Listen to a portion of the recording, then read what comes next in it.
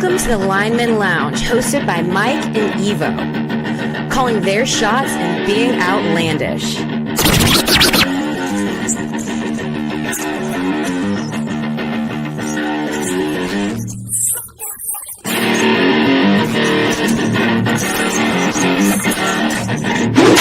Breaking news from the Lineman Lounge. My fantasy football team just took a huge fucking hit.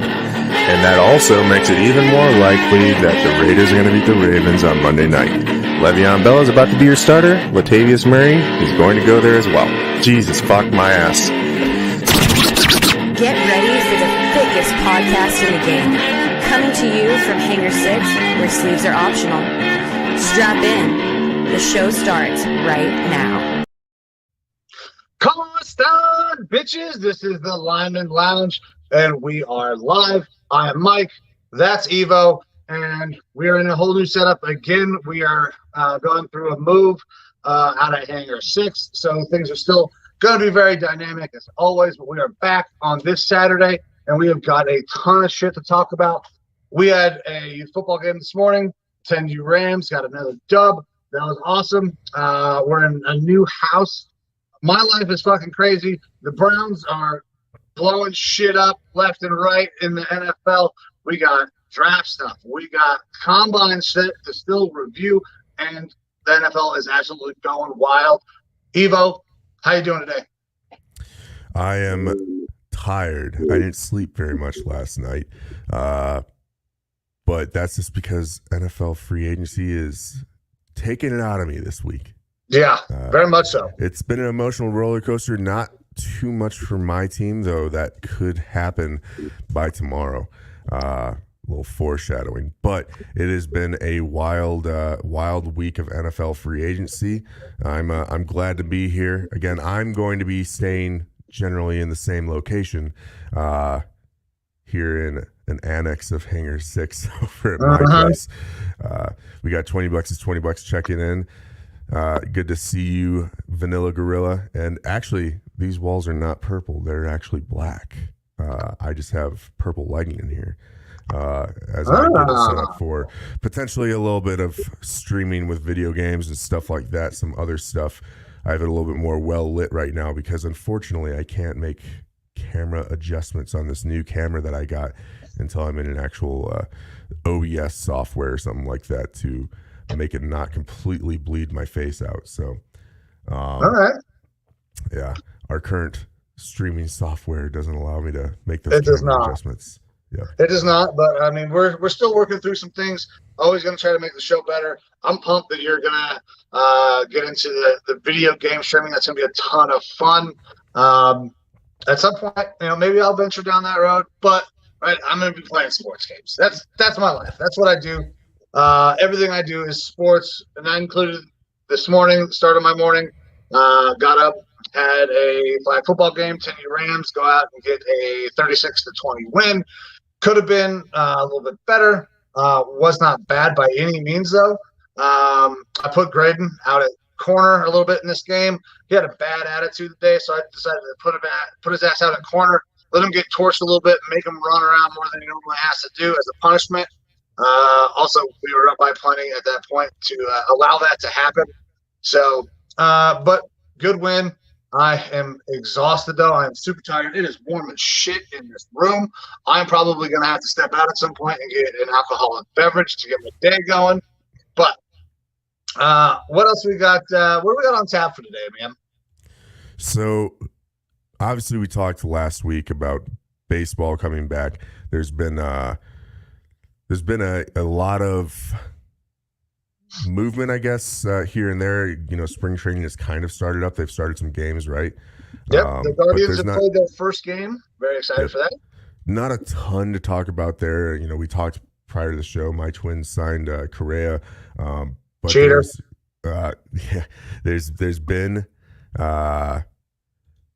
some movement going on, but we'll get more into the baseball swing of things as that season really starts to progress. We got a question here. What does Graydon normally play? Graydon, he plays center. He is our backup quarterback as well. That's for flag football. when we get into tackle, he plays D tackle, and he can play anywhere along the offensive line, center guard. I'm playing tackle this year as well. So he's an offensive lineman through and through. So putting him out at corner was an experiment, and kind of got the point across that he needs to come with a good attitude, or he's going to be running a ton. I can even find ways in the game to make him run more. Nice. We got another comment here. What is your take on Deshaun to Cleveland? Well, all right, so we're definitely going to get into this, but I don't want to dive directly into this because this is gonna cause some emotional, visceral responses, and I'm gonna need some alcohol for that. Yeah, Cheap Seats Podcast, friends of our pod, they're a great podcast as well, going over sports. We will absolutely get into the Deshaun Watson Cleveland talk, along with everything else that's happened over this past week in NFL free agency, all the major notes from that. But we got to hold that little tasty nugget for a little bit later into the show. We're definitely getting there, though. But if you like our commentary and what we're talking about, please take the time to go onto our YouTube, Facebook, things like that. Like, subscribe. Give us a little thumbs up on the channel and stuff like that. It really helps. Because we hit us up on Twitter as well, guys. Twitter has been going absolutely batshit crazy. Cheap Seats just said it. We might try to do some spaces. I see a bunch of people hopping on spaces on Twitter. Pretty successful. Get a lot of reaction in there. So maybe we'll hop in and try to do some of those as well. But yeah, it's going absolutely fucking wild. But before we get into that, because let's talk about the baseball real quick. It's going to be very short. The Twins signed a cheater and Carlos Correa. We'll see how long he's there. I think there's an opt-out after a couple of years or a year. I think there's an opt-out maybe every year. But decent money, 3 years, $105 million. It's good money. That's more than the entire Cleveland Guardians team will probably cost this year, because we have fucking signed nobody since the start of the league opening back up.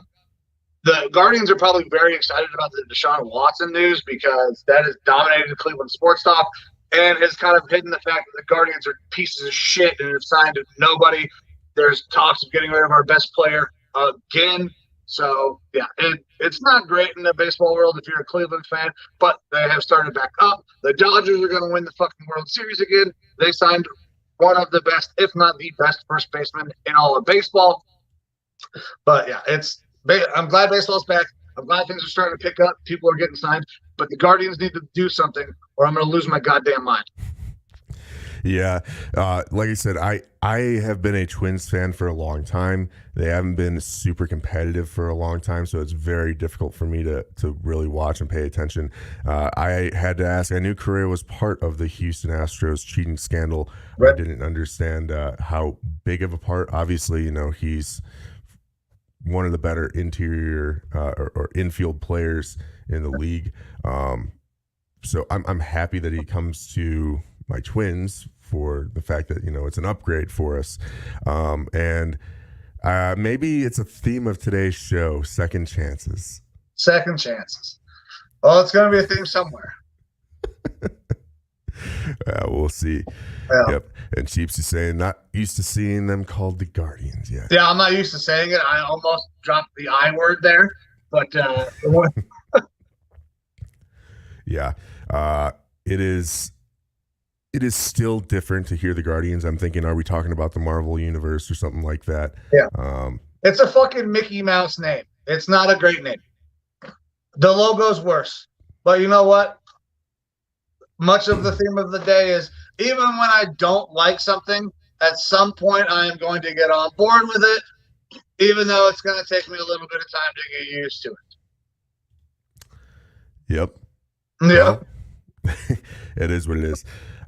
So in other sporting news, we actually in the NFL lost John Clayton yesterday. Very sad.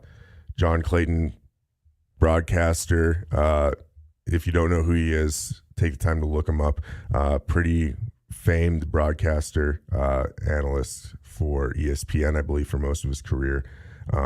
He passed away at the age of 67. People have been tweeting and stuff like that. Like, where's John? We're not seeing him at the combine and things like that a couple of weeks ago. But he passed away, or at least it was reported that he passed away yesterday at age 67. has one of the greatest "This is Sports Center" commercials of all fucking time. The "Mom, I'm done with my segment," just Slayer t-shirt, absolute classic. The man was a genius. He was one of the guys that I absolutely love to listen to talk about the NFL. And sports media has lost a fantastic guy. Thoughts and prayers out to his family, but yeah, John Clayton was amazing, and it's sad to see him go. Yeah, real sad to see that news. Unfortunately, that is life. That's one of the side effects of life is death. But it's never easy. So like I said, thoughts and prayers out to his family. Yep. All right. So we last talked on here on the 11th, the 12th, Saturday the 12th, and there's been a lot of NFL news since then. Do you want to get into that? Because we could take all day, realistically. Well, I mean, we could be here for hours talking about all this shit that has gone down, but I mean, let's start diving into it. We said the 12th was the last time we were on here, right? Mm-hmm. So we got a ton of stories from the 12th. And it was right before the pod kicked off that we saw Amari Cooper get traded to the Browns. Right. Kind of beginning almost. Not that, the tampering period hadn't started yet for free agents, and obviously Amari wasn't a free agent at that point. He was just traded. But then, like I said, ending the show on Saturday, talked about how excited we were because free agency, it is the off season, but it is truly for me just the beginning of the season. The off season is like its own season. So it's the one time a year that I turn notifications on Twitter, on my phone. So my phone has been just blowing the fuck up. Yeah, I got it for the past week. On mine right now. Yeah. So I can't check. I'm just going to go through ESPN's news roll here, and okay. We're going to kind of work our way bottom to top to work back to where we are today. So we got Devin McCourty going back to the Patriots, Bills re-signing wide receiver Isaiah McKenzie, who had a phenomenal year, especially at the end of the year last year. So really good get for them. Cowboys, after trading Amari Cooper, they re-signed Michael Gallup to a $62.5 million deal. So a great deal for that receiver. And he's good job. They had to keep Michael Gallup, keep him after getting rid of Amari. That's good money for Michael Gallup, who looks like he's going to be their 1B probably.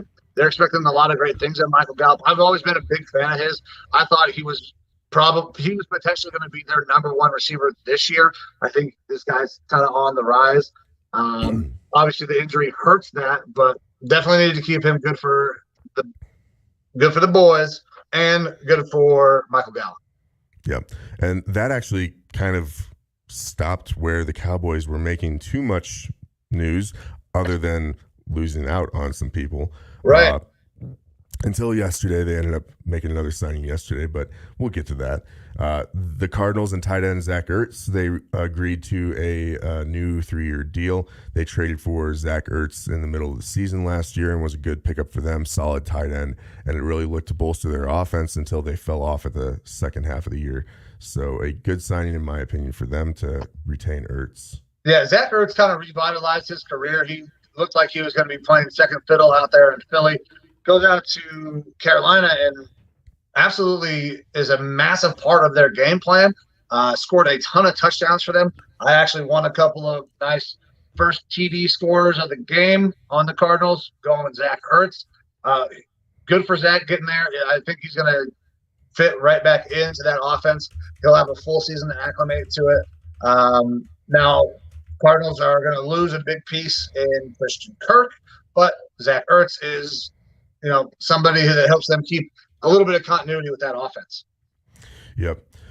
We also had Vikings re-signing or extending Kirk Cousins. So this was the big shoe to fall for my team that I was waiting to see what was going to happen. Were we going to deal Kirk Cousins? Were we going to retain him? We re-signed him. It's a $35 million extension. It adds some void years at the end. It drops his cap hit this year, but basically it ensures that he'll be playing for us this year and next year. getting us through 2023 with a stable quarterback. Was it the route that I wanted us to go? Not particularly. But if we were to retain Kirk Cousins, I assumed this would be how it would be done, through an extension that added void years that would spread out that cap hit. Are you hearing some reverb on your end, or is that a little bit? Are you working off your camera phone? Yeah. Hey, producer Amber. Yeah, I think it's just a little bit of just working off the camera or off the phone. That does not sound good. This is part of the move, people. All right, I'm going to leave and come back in and see if it's me. Okay. And I'll continue on. All right. So we did have Cousins get extended. It's not exactly what I wanted, but I'm okay with the move as long as it still allows us to bring in more free agents and to retain some of the guys that I want us to retain, like a Danielle Hunter, who still is not signed yet. And that's kind of the foreshadowing. Danielle Hunter is due a lot of money tomorrow. So they're trying to work out a deal with Danielle Hunter, but it also has been reported that they're looking at trade opportunities for him. I think that when he's healthy, he's one of the top 3 defensive ends in the league, one of the better pass rushers in the league, and he's flies under the radar. But it is a little bit worrisome that we're looking at trades for Danielle Hunter. We've done some moves to get further under the cap, as far as extending Adam Thielen and spreading some of that money out, restructuring Harrison Smith, things like that. But I am a little bit worried that we're going to be losing Danielle here in the next 24 to 48 hours if we aren't able to work something out. I thought that his team was going to be waiting for deals from around the league for defensive ends to kind of set his market, and I was fine with that, with the deals that were happening, until we had a signing up in Buffalo by Von Miller, who got stupid money for a guy of his age for a lot of years. So I think that changed the landscape a little bit. I'm still willing to pay Danielle, and I think that he's going to get a good amount of money wherever he ends up going, whether that sticks with Minnesota or to another team. I'll be very sad to see him go if he ends up leaving. But we'll see here in the next 24 to 48 hours, because obviously, like I said, he's due that money by the end of the day tomorrow.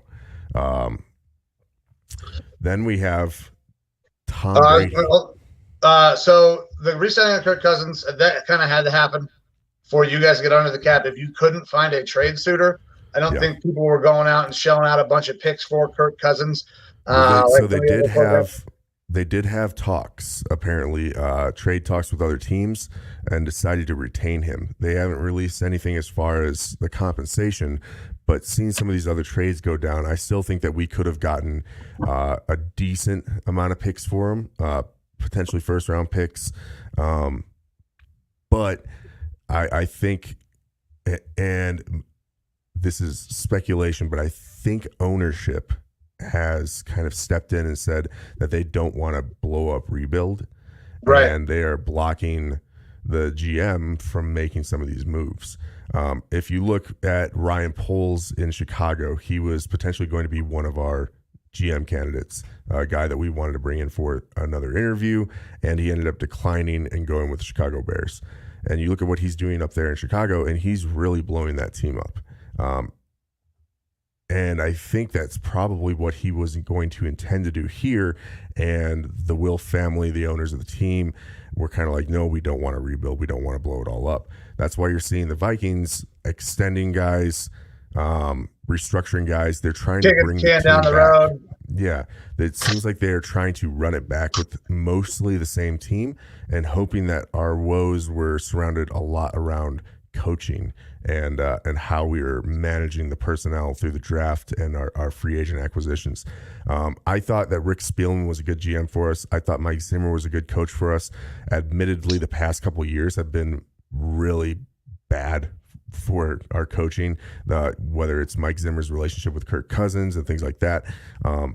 Mike is definitely at fault for some of our issues. I don't know that a coaching switch is just going to all of a sudden make us a playoff team. Right. So that's what kind of worries me. But I think that they're almost going to be looking at this year as a let's see what we've got year. Let's see how much we can improve from the coaching, and then we'll start to make more of those bigger moves next year. I will say this with the Kirk Cousins extension, it makes sense for us to go after a quarterback next year. We're just going to have to find the draft capital in order to make moves in the draft to get one of those top tier quarterbacks, if that's our intention of finding a new young quarterback of the future through the draft, which is what I'm hoping that they want to do by keeping Kirk Cousins. We get him this year to stay competitive. We get him next year to stay competitive and have a bridge before we move on to a rookie quarterback where his void years won't be affecting us as much because we will have that rookie quarterback under a rookie wage scale. Right. So, I mean, you guys had to keep Kirk. I mean, if you wanted to stay competitive, you had to do an extension or a restructure to help with that cap space. Now, like you were saying, the extra years is great. You got him for 2. So obviously you're going to run it back this year. Hopefully be competitive and then work to build some draft capital. But to build that draft capital, you're going to have to get rid of somebody, right? You're probably going to have to trade somebody. And that's you brought it up. The guy that they're probably going to get rid of in the next day or two is my guess is going to be Danielle Hunter. Right? Yeah, if they're not able to get something worked out, like again, I said, my hope is that we retain him for a 5-year deal. I would like to see a long deal for Danielle Hunter to keep him with the team. And then next year, if it involves us trading future firsts and things like that in order to move up in the draft, in order to get a quarterback, I'm fine with that. Or move some of our aging veterans along with that. I'd like to see that happen next year for us to move up in the draft. And I'd like to kind of stay pat with where we're at this year, since they've already started the plan of running it back with the same guys. Let's keep mostly the same crew. We've already started to put some feelers out on some other offensive linemen and things like that. The offense will be fine this year. The offense will be fine.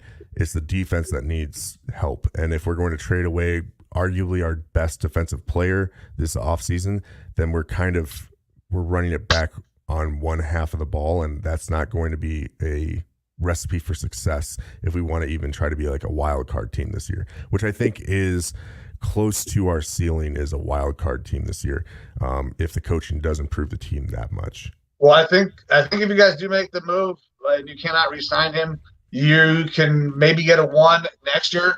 The highest this year you're going to get is a 2, I think. You're looking at the same kind of compensation that your people got for Khalil Mack. Probably not more than a 2, but maybe a 1 next year, especially if you can get a long-term contract signed, a sign-and-trade type deal. But right now you guys are kind of in limbo. We're going to have to make a decision in the next day or two because just like my Browns, free agency can pass you by if you do not make these deals early and you got too many other pieces that are out there that you're waiting on to make decisions.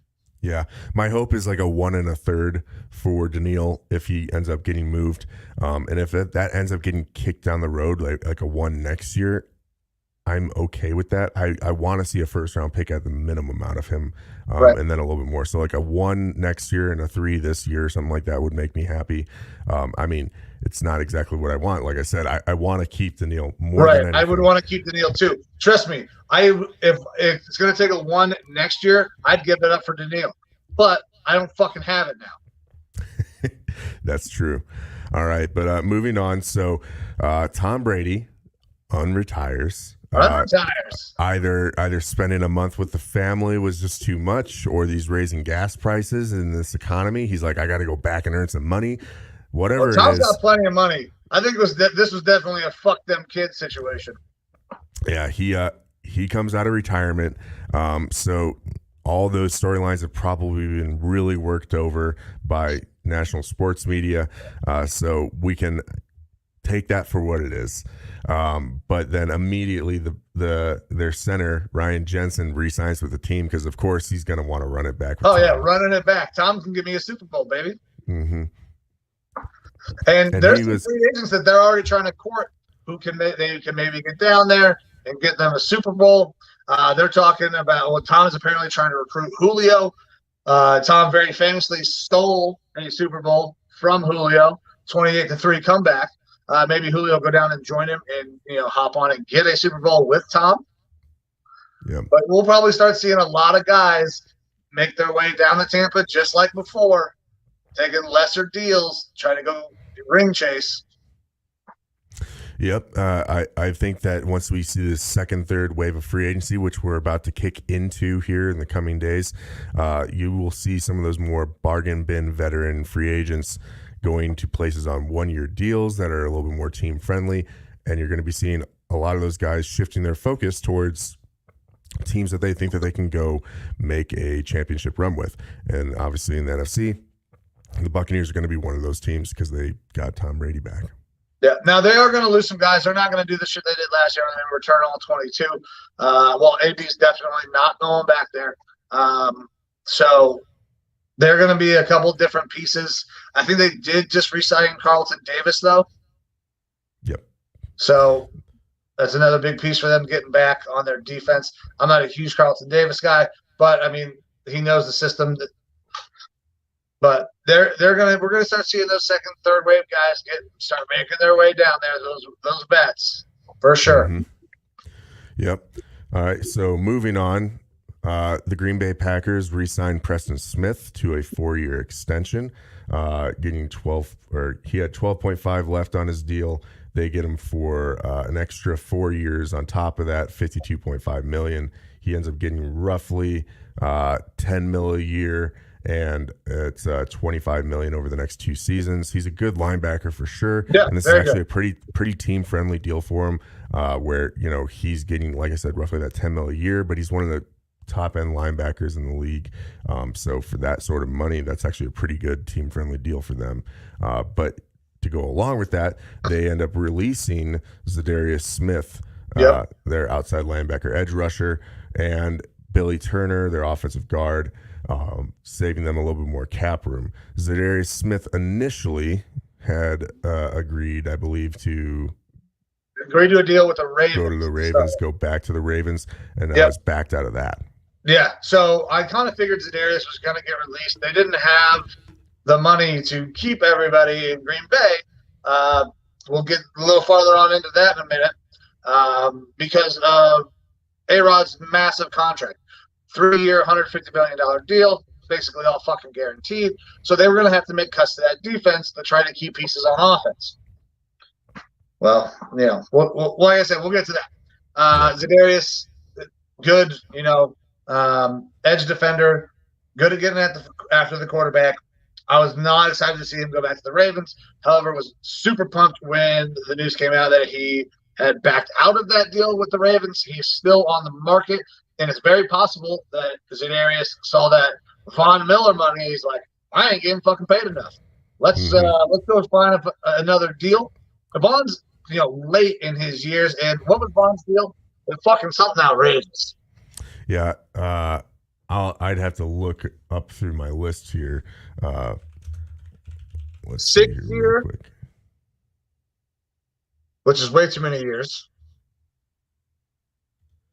And you got to figure it's a 6-year deal, but it's a 3-year. Have outs after, within a year or two. But I mean, either way, so 6 years, fuck tons of money, and Za'Darius saw that. He's like, I'm younger, I can do similar type things. I'm gonna back out of this deal with the Ravens and go see if I can get some more fucking money. I don't blame him. 6-year, $120-ish million, I believe a little bit above that. For a guy that's in his early 30s already. So yeah, so that's a ton of money. Za'Darius saw that and he said, "Fuck you, Ravens," which I'm totally good with. Go get some more money. The Browns, I would love to go see if they can go get him. However, we're not gonna have the money to fucking do that anymore. Yeah, that's true.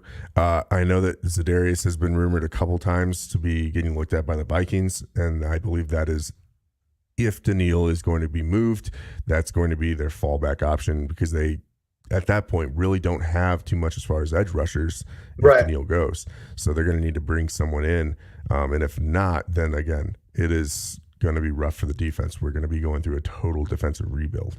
Anthony Barr did not get re-signed, right? He's out as a free agent as well. he is a free agent right now, and I actually haven't really heard anything about him. I know that in press conferences prior to free agency starting, Kevin O'Connell was talking about Anthony Barr as if he was still on the team. So I think that they want to bring him back. I think it's just kind of they're waiting and seeing what's happening with his market right now to see if it's a deal that they can work with. Anthony Barr famously, last time he hit free agency, agreed to a deal with the Jets and then said fuck that and came back to the Vikings, which I loved. Maybe he's gonna wait a little bit longer this time to see maybe there's another option of place that he can go to. I would love to bring him back, but it's money, man. I don't know if I got the money for it. Well, you got to be thinking he's looking at a deal something like probably like a Miles Jack got. Two guys who at one point were considered, the best linebackers in the league or, on their teams, sideline to sideline guys, and then have really kind of fallen off. Injuries have hurt those two guys. So probably looking somewhere around that type of contract. Yeah. For Barr, it's definitely been his injuries that have kept him off the field. When he's been on the field, he's still been very good. He's just getting paid way too much for his injury history and that limited production because of the injury history. And he's been kind of misutilized the past couple of years by the Vikings as well. I think that in a 3-4 scheme that we're switching to, he fits almost perfectly as an off-ball linebacker. Or even hand down in the dirt. I think that he'd be a great fit for us. But I've already kind of moved on from him because I'm assuming we're not going to have the money to re-sign him, unfortunately. Yeah. Another guy that got signed, Emmanuel Ogbah, by the Miami Dolphins. I know that's a name that we had brought up prior to free agency, former Browns player that you had hoped to bring back. He gets a $65 million deal for 4 years with $32 million fully guaranteed. I mean, that's good money. I figured his contract was going to be somewhere around that range.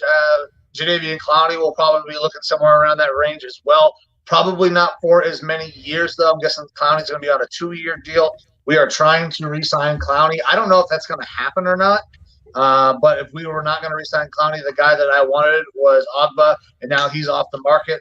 Good pass rusher. Not going to give you crazy numbers, but he'll give you, somewhere between 8 and 10 sacks a year. Been very consistent down there in Miami, and they get him back. So good for Ogbah, good for Miami. They're going to need a lot of pieces down in Miami. They're going to – I don't know if they're going through a rebuild, but they're going to go through a retooling of that team, I think, trying to get Mike McDaniel's guys in there.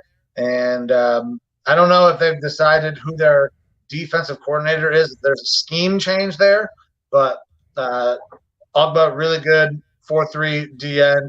Do not want to see that guy stand up in a 3-4 linebacker, though. I don't think that's a good spot for him. Right. Alex Kappa, guard from Tampa Bay Buccaneers. He ends up going over to the Bengals on a 4-year, $40 million deal. So even though Tom Brady's coming back, they did lose one of their starting offensive linemen. I think they'll be all right there. They actually have had a pretty good talent pool on offensive line that they've brought into the draft and stuff. So they've actually had a decent set of guys there that can rotate in. Kappa will be missed, I'm sure, by them. He's going to be a big upgrade for the Bengals because they need help with that interior offensive line a lot. So a good signing by the Bengals there. They still have some work to do, the Bengals, on the right side of their offensive lines, particularly right tackle. And they could still put in a call. More guys. They've put in a call to Lyle Collins already. And that would be a great pickup for them. Buccaneers are going to lose pieces like we talked about. They lost Kappa. They also lost Ali Marpet to retirement. So, I mean, that's going to hurt that offensive line. Bengals, if they can fortify that offensive line and that interior defensive line, that team is going to be very good again. I don't know if they'll – I thought they may take a step back, but I like the moves that they're making right now. If they can continue to improve that line and attack the interior defensive line, they should be fine. Then this is a great draft for both of those fucking positions. Yep. The Dolphins also reached a deal with Chase Edmonds, former running back of the Arizona Cardinals. I know some of our Cardinals fans here in Arizona weren't happy to see him go. If I'm a Cardinals fan, I'm actually okay with it. I always looked at Evans as more of a receiving back. The money that he got, where 2-year deal, $12.6 million, you can get that sort of production that you were getting from him from rookies that you were able to bring in 3rd, 4th, 5th round, especially as more of a receiving back. They retained their other running back here in Arizona, who I thought, when it was just him running the ball this year while Edmonds was hurt, he gets hurt quite fairly a often. I thought that they looked better. I thought they looked like a better team. And then when Evans came back, it was while they were starting to fall off towards the end of the year, and he didn't really provide any sort of a boost. But the Dolphins bring him in. I think he's a good option for the Dolphins. They're actually building more of a platoon down there with a couple guys that are fringe starters in Edmonds and one other guy that we'll get to here in a little bit. Yeah. If I'm Arizona, I'm not too worried about losing him. I think Connor played pretty well. And like you said, you can get guys in this draft that can go out and do similar things out of the backfield. I think Spiller would be is a pretty good comp there. Yeah. I think he'll probably go in the 3rd round, though, maybe late 2nd. So you'd have to use quite a bit of capital to get him. But there are guys in the draft that can do the same things. And it's good for Miami. They're trying to put together a platoon. They don't have a workhorse. Tua's going to need multiple guys to do different things for him down there. And more weapons for Tua is something that McDaniels is going to be looking for. This platoon system of running backs is something that he's very used to out at the 49ers. So it makes sense to me why he's down there. Yep. And like you said, James Conner sticking in Arizona, he actually gets a 3-year extension or a new 3-year deal. I think that was the smarter of the running backs to stick with because he was more consistent. He might not be the world burner or anything like that, but he provides a better overall landscape for their running back room than just Chase Edmonds does. Your Cleveland Browns, as you expected, released Jarvis Landry, a cap move, unfortunately, because if you were able to retain both a Jarvis and an Amari Cooper, that would be a fantastic look for whichever quarterback you end up putting out there on Sunday. There's a possibility that we are going to get Jarvis back now. We're going to possibly, it's been talked about that he could come back on a cheaper deal. It would make sense. Potential to play with a quarterback that he really wants to play with. And I don't know if he'll end up going back. I keep on hearing things about another quarterback needy or wide receiver needy team in the NFC North now that has interest in him. So I think it's interesting that no one's really pulled the trigger on him yet. I think he is going to get a significant deal though here in the coming days. I don't think it'll be the $18 million that he was looking to get with us, but it will probably be in that $15 million a year range, maybe 2-3 years. Because there are some people that could definitely use a wide receiver now. Mm-hmm. Everyone can always use a wide receiver. Yeah. The Panthers released cornerback A.J. Bouye. He was a standout cornerback for the Jaguars. He has fallen off a little bit more in the past couple of years. Still a solid depth signing if someone wants to go out there and get him, and I believe he's still available as of today or as of the recording right now. Big quarterback signing. The Steelers signed Mitch Trubisky Let's fucking go!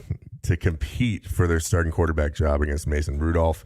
I do think that he is an upgrade over Mason Rudolph, even though he can only throw to 50% of the field. The guy can't throw left, though maybe, who knows, maybe some of those issues got worked out by Dable up in New York. But Trubisky going to super pumped about this. Super pumped for Trubisky getting a job. Also very glad that he's going to the fucking Steelers because he's not very good. Now, he is better than Mason Rudolph. He's probably better than Dwayne Haskins, and we'll see if Dwayne can get on the field. I expect Mitch Trubisky to go in there and win that competition on his 2-year deal because if he was going in there for a competition, he probably only gets a 1-year deal. Competition will be slanted towards Mitch.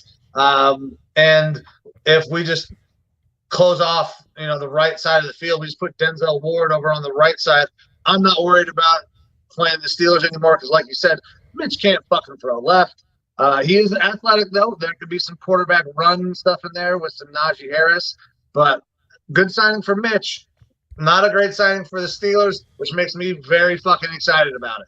Yeah, as you know, a rookie quarterback and a young quarterback, he showed some potential there with Chicago, but he was on just a team that was not good for the quarterback position, not a very good team in general. I think that some of his development was stunted heavily. Not being able to throw left, like, that's just something you work on in practice. And it's not like the team's not aware of it. They should have been working on that better with him. Maybe he actually progressed better sitting behind a good quarterback in Josh Allen up there in Buffalo. But he is mobile. He's big bodied. He'll be able to deal with the weather in Pittsburgh. I think it's a good signing for them if they are not looking for him to be the franchise guy. He's a bridge, and there's upside for bringing him in. But overall, this is still leaving the Steelers in a position where they could be looking at quarterback this year for sure. I think that's still definitely on the board. Mitch is from Mentor, Ohio, so he is very used to playing in the cold. He'll be fine. They're not going to be any good, though. I don't trust that offense at all. I think they're going to try to continue to build the defense to help alleviate some of the pressure on the offense. Yep, I agree. Next, so there was initially reports of Larry Ogunjobi going to the Bears, but he's failed his physical there, so he will not be signing with them. It's interior defensive lineman, played most recently for the Cincinnati Bengals. When he went out at the end of this last year in the playoffs, it definitely hurt them. You saw their defensive line rotation. It was holding them back for sure. And you could see the players out there, because they weren't rotating as much, getting gassed more. I don't know how big of a role that played in the Super Bowl for the Bengals. But Ogunjobi, when he is healthy on the field, is a very solid interior defensive lineman. Unfortunate that he failed that physical. He's very shortly removed from this injury, so I'm not completely surprised. I figured that they would have understood that he still had that injury and stuck with him. But Ogunjobi is now still out there for a team that wants to wait a little bit. He is getting older, so he's actually probably going to come in on a much lower deal to another team here, and they'll still get good use out of him. Yeah, I like Larry, man. We drafted him, small school guy to the Browns, was very productive for a couple of years. Started to fall off a little bit, was very good for the Bengals last year. And then we saw him go down with the injury. He'll catch on somewhere else, I think. I hope he, can still, continue to play at a, decently high level, as long as it's not against my Browns. But it was kind of sucked to see that he failed that physical up there in Chicago. Because whenever you hear that, like, this guy failed a physical, teams start to kind of shy away from him, and he might be one of those late into training camp signings waiting for him to actually get healthy and catch on. So, yep. Laken Tomlinson, guard, formerly of the San Francisco 49ers, signs a big deal with the New York Jets. Now, I like Laken Tomlinson, but they're giving him a 3-year deal worth $41 million, making him a very well compensated interior offensive lineman. The Jets have the money. They can go out and spend on these guys because they're perennially a bad team. It's a good signing for them as far as the player. The money is a little bit more than I was expecting him to get because, like I said, he wasn't like the standout offensive lineman on that team. He's just a solid interior offensive lineman. Someone that I would have loved for my Vikings to go after, but definitely not at that sort of money. So Jets get a good player. They have to overpay in order to get a guy like that in there, though, and I think that's just kind of telling of that Jets team. Yeah, the Jets are terrible, but they have a ton of money because they're constantly shuffling guys in and out of that organization. Nobody ever stays long enough to get a big contract, so they can overpay these guys. And Laken Tomlinson, I'm sure he likes money, so he fucking is going to New York on a big deal, a massive deal for an interior offensive lineman. And Laken Tomlinson's gonna go there and get paid. He's going to enjoy New York, and he's not going to win a lot of football games. Yep. And then another interior offensive lineman who went out and got paid, who I actually think deserves it, although it's big money. Brandon Sherf, formerly of the Washington Commanders. He was drafted by them and finally ends up leaving and goes to the Jaguars.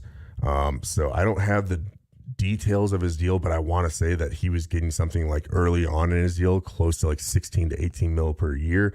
He is one of the better guards in the league. He's got some flexibility to play tackle if you need him to. But big deal for Sherf. It's a good get for the Jaguars. I think that they've made some very interesting moves in this free agency period. They've definitely brought in more talent there. They are overpaying for a lot of this talent.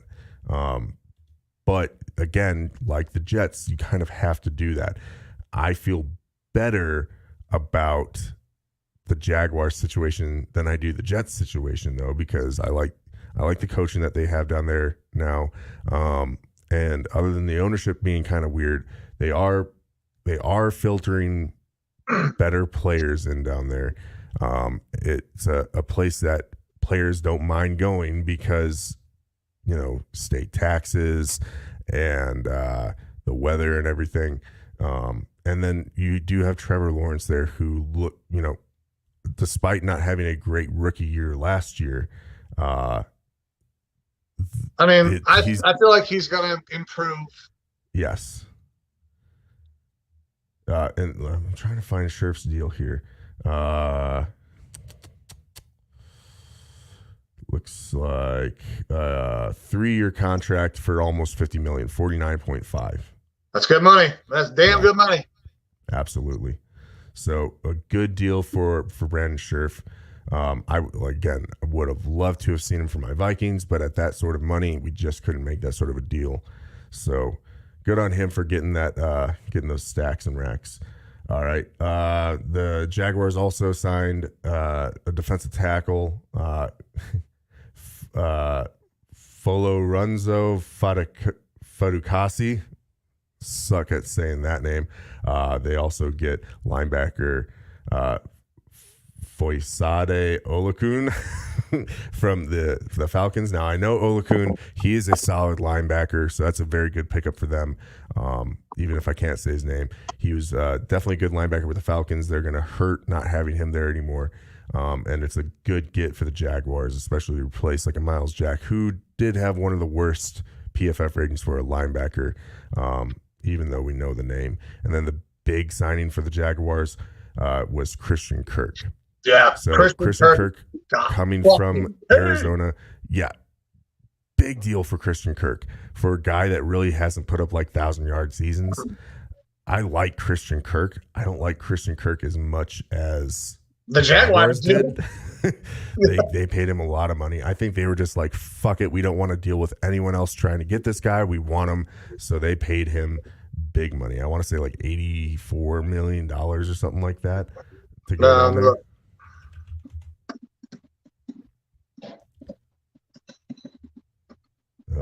Yeah.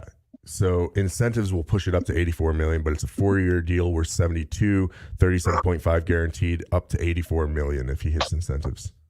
I mean, he had a good year this last year. 77 catches, 982 yards, and 5 TDs. Okay, the guy can play. I think he profiles more as a slot receiver, that's fine. Especially down there in Jacksonville, they had some guys that they signed last year to work on the outsides. I think it could be a good spot for Christian Kirk if we get some improvement from the quarterback position. This is too much money, in my opinion. This is a fuck ton of money. But we're starting to see these wide receiver contracts get out of hand. They're going way the fuck up. Everybody knows the cap is going up a ton over the next couple of years because of that new TV money. So these guys are going out and they're getting paid. Mm-hmm. So like I said, the Jaguars are making moves. They're definitely bringing in talent. They're overpaying for this talent. But if it gets them to a point where they're a solid team, then they can attract more players in. Maybe that's their thought process. It's not like the Jets exactly, where the Jets are just a team always in turmoil. and they can never retain good players, but they're able to bring them in on those shorter, big deals. I think the Jaguars are going to be slowly moving in that right direction, even if they are overpaying for some of these guys here initially. Yeah, and I mean, I have a billion times more faith in Trevor Lawrence than I do in Zach Wilson. I don't think Zach Wilson's the guy. I think Trevor Lawrence can be the guy down there. It's going to take a little bit of time. I don't think everybody saw that you can't. Most people don't just walk into the NFL and light it up. And now he's the best prospect that we've seen since probably Andrew Luck. But not everybody walks in the NFL and is anointed, okay, this is the fucking guy. We saw Joe Burrow do it for a little bit, but he was getting fucking slaughtered behind that terrible offensive line. Ended up his rookie season ending with a torn ACL. But outside of that, we don't typically see these rookies go gangbusters right away. Baker had a pretty decent rookie year. He set the passing touchdown record for a rookie. Before that, we had Andrew Luck light it up. And before that, maybe the fuck is his name? He just got traded. Russell Wilson. He had a great rookie year. But these guys don't just come in and light the world on fire, typically. Usually not, yeah. So we'll see how it all works out for them. Like I said, I like Trevor Lawrence. I like his potential. We see a lot of really good quarterbacks, Hall of Fame quarterbacks that are not good in their first year. So we'll be watching him closely to see what sort of progression you can get from him this year with some decent coaching down there. Hassan Reddick, he agreed to a 3-year deal with the Eagles, $45 million, 30 guaranteed. A good pickup for the Eagles. He's a good edge rusher. Not the greatest or anything like that, but he's definitely a solid pickup for them. Braxton very Barrios, serviceable. Yep. Braxton Barrios resigns with the Jets at wide receiver. He's a solid wide receiver. I don't know why you would choose to go back to the Jets. Even if it means a little bit less money, I would like to go elsewhere personally. But, Me too.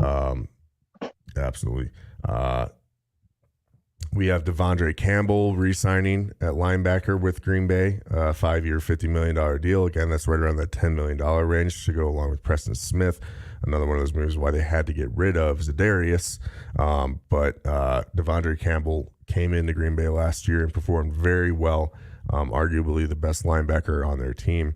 So they're trying to retain some of their defense, but it's going to be tough going forward. Oh, yeah. We had the oldest offensive lineman in the league for the Rams retire officially. Stud. Absolute stud. Even better human being, Whitworth. The NFL is going to miss this guy. He was a pro's pro.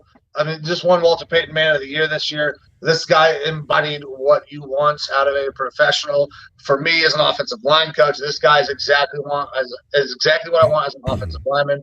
He will get in your face. He will punch you in the mouth on the field, but off the field, he is a great guy, loves the community. So congratulations on retirement. And if you do come back, don't fucking go back to the Bengals. Yep. And so to match that, the Rams re-signed their center, Brian Allen, and they re-signed their left tackle, Joe Noteboom. Noteboom actually played he was expected to be their replacement for Whitworth all along at left tackle, and he had been playing as a swing tackle for the team, filling in for injuries and stuff like that, and actually looked pretty good.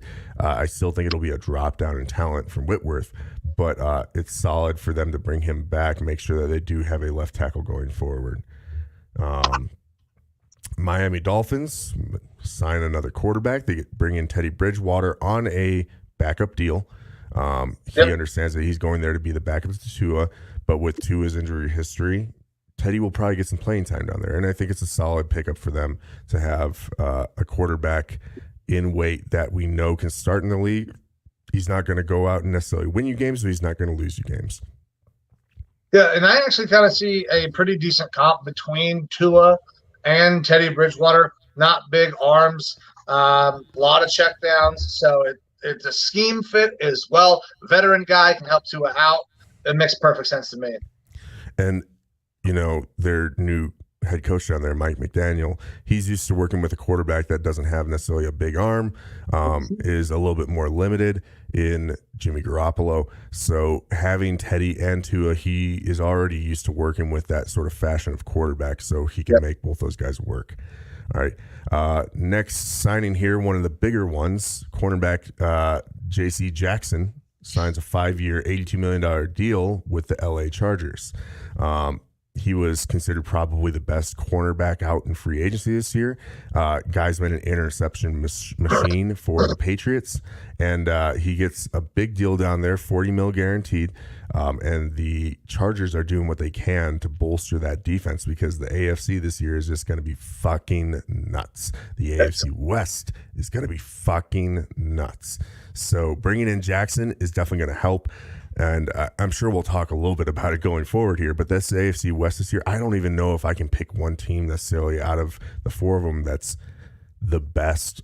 Like they're all getting better and they're all being relatively even. And like any one of those teams, if they're playing each other, could win. Like I'm not going to say this team's going to win over the other one right now. Like talent wise on the teams, they're just getting stacked. Yeah, the talent out there in the AFC West is insane. Chargers adding J.C. Jackson is fantastic. If I were going to make a pick right now, I would say the Chargers probably have the most talent because of the things that they are doing on the defensive side of the ball. They get probably the best corner in the game right now. And J.C. Jackson, I know Jalen Ramsey probably doesn't want anybody else saying that, but J.C. has been an absolute stud. And, man, they're so fucking good. The Chargers right now, if I were picking today, they're my pick to win the AFC West because they made some other moves that we haven't quite got to yet that make them very, very dangerous, especially on that defensive side of the ball now. Mm-hmm. As we kind of talked about earlier, Carlton Davis re-signs with Tampa Bay. He's getting a 3-year, $45 million deal. We both are not super high on him. We think that he is a number 2 cornerback, but he makes a lot of mistakes. They needed to bring back Carlton Davis, I think, for that team. He knows how to play with them. They know what they got in him, and they can work around that. Good deal for him, but you know, someone that we weren't necessarily super high on. Yeah, we talked about it before. I talked about it earlier. I'm not a big Carlton Davis guy, but hey, he got paid. Go get your money, man. Absolutely. Bears released defensive tackle Eli Goldman. He's a solid rotational guy, so he's out there, I believe, still. Evan Ingram signs with the Jaguars, 1-year deal at tight end. He's a very up and down tight end. You know, when he plays well, he plays very well, but he doesn't play very well all that often. So he's kind of that boom or bust kind of tight end receiving option to be going down there for the Jaguars. It's just a 1-year, fully guaranteed $9 million deal. Yeah, I mean, Evan Ingram was one of those big height, weight, speed guys coming out in the draft. Everybody was enamored with his athleticism. I'm going to talk about a guy later today that kind of reminds me of Evan Ingram, even though he's a little bit bigger when we get to the draft stuff.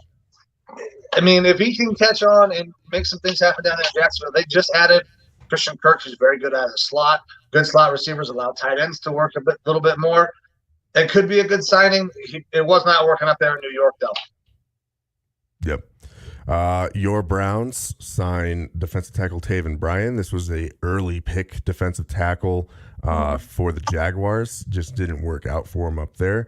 But you're bringing in a big guy to hopefully at least compete there for your interior offensive line or defensive line. Excuse me. Yeah, I mean, I think he's going to be a rotational guy. This former first-round pick has not panned out. This is Andrew Berry 101. You take, fucking boomer bust guy, like high reward, low risk guys. Because he's not signed to a big contract. He has the potential to be really good based on his draft profile. So it makes 100% sense. We need help on that interior of the defensive line. So I'm good with it. We'll see what happens when we get to training camp and see if this guy can perform or not. Yep. CJ Uzoma, tight end from the Bengals, he ends up leaving. I kind of thought that he would stick with them, but he ends up going over to the Jets. So I mean, a solid pickup by the Jets there. Yep. If he can stay healthy, obviously he was hurt end of the year.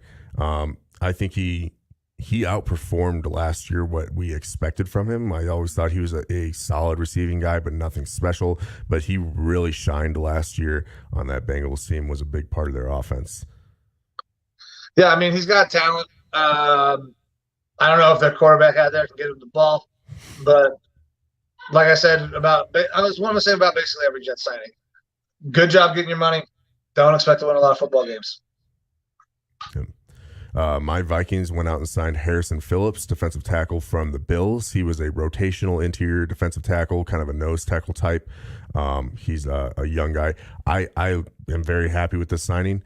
We ended up releasing Michael Pierce, who I liked Michael Pierce as well, but he opted out of the COVID year. Last year was hurt a little bit. I think he's a really solid defensive tackle, Michael Pierce, but at the cap number, we just couldn't resign him. He was brought in from the old regime and wasn't like a long stay guy there, so they were comfortable with letting him go and bringing in a younger guy in Harrison Phillips, who I really like. He's super smart. He's a funny dude. Loved him in his press conference, and we have a history of taking interior defensive linemen from the Bills.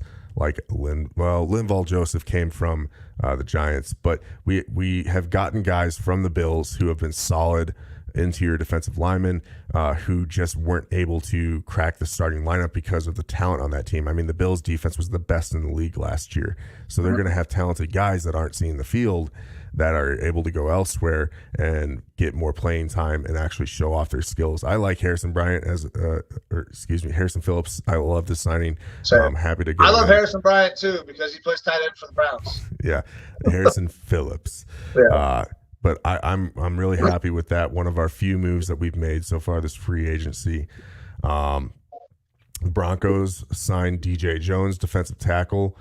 He played nose tackle for the 49ers, and he's filling a early down assignment for those Broncos. They're just getting a little bit more stout on defense where they already were pretty good.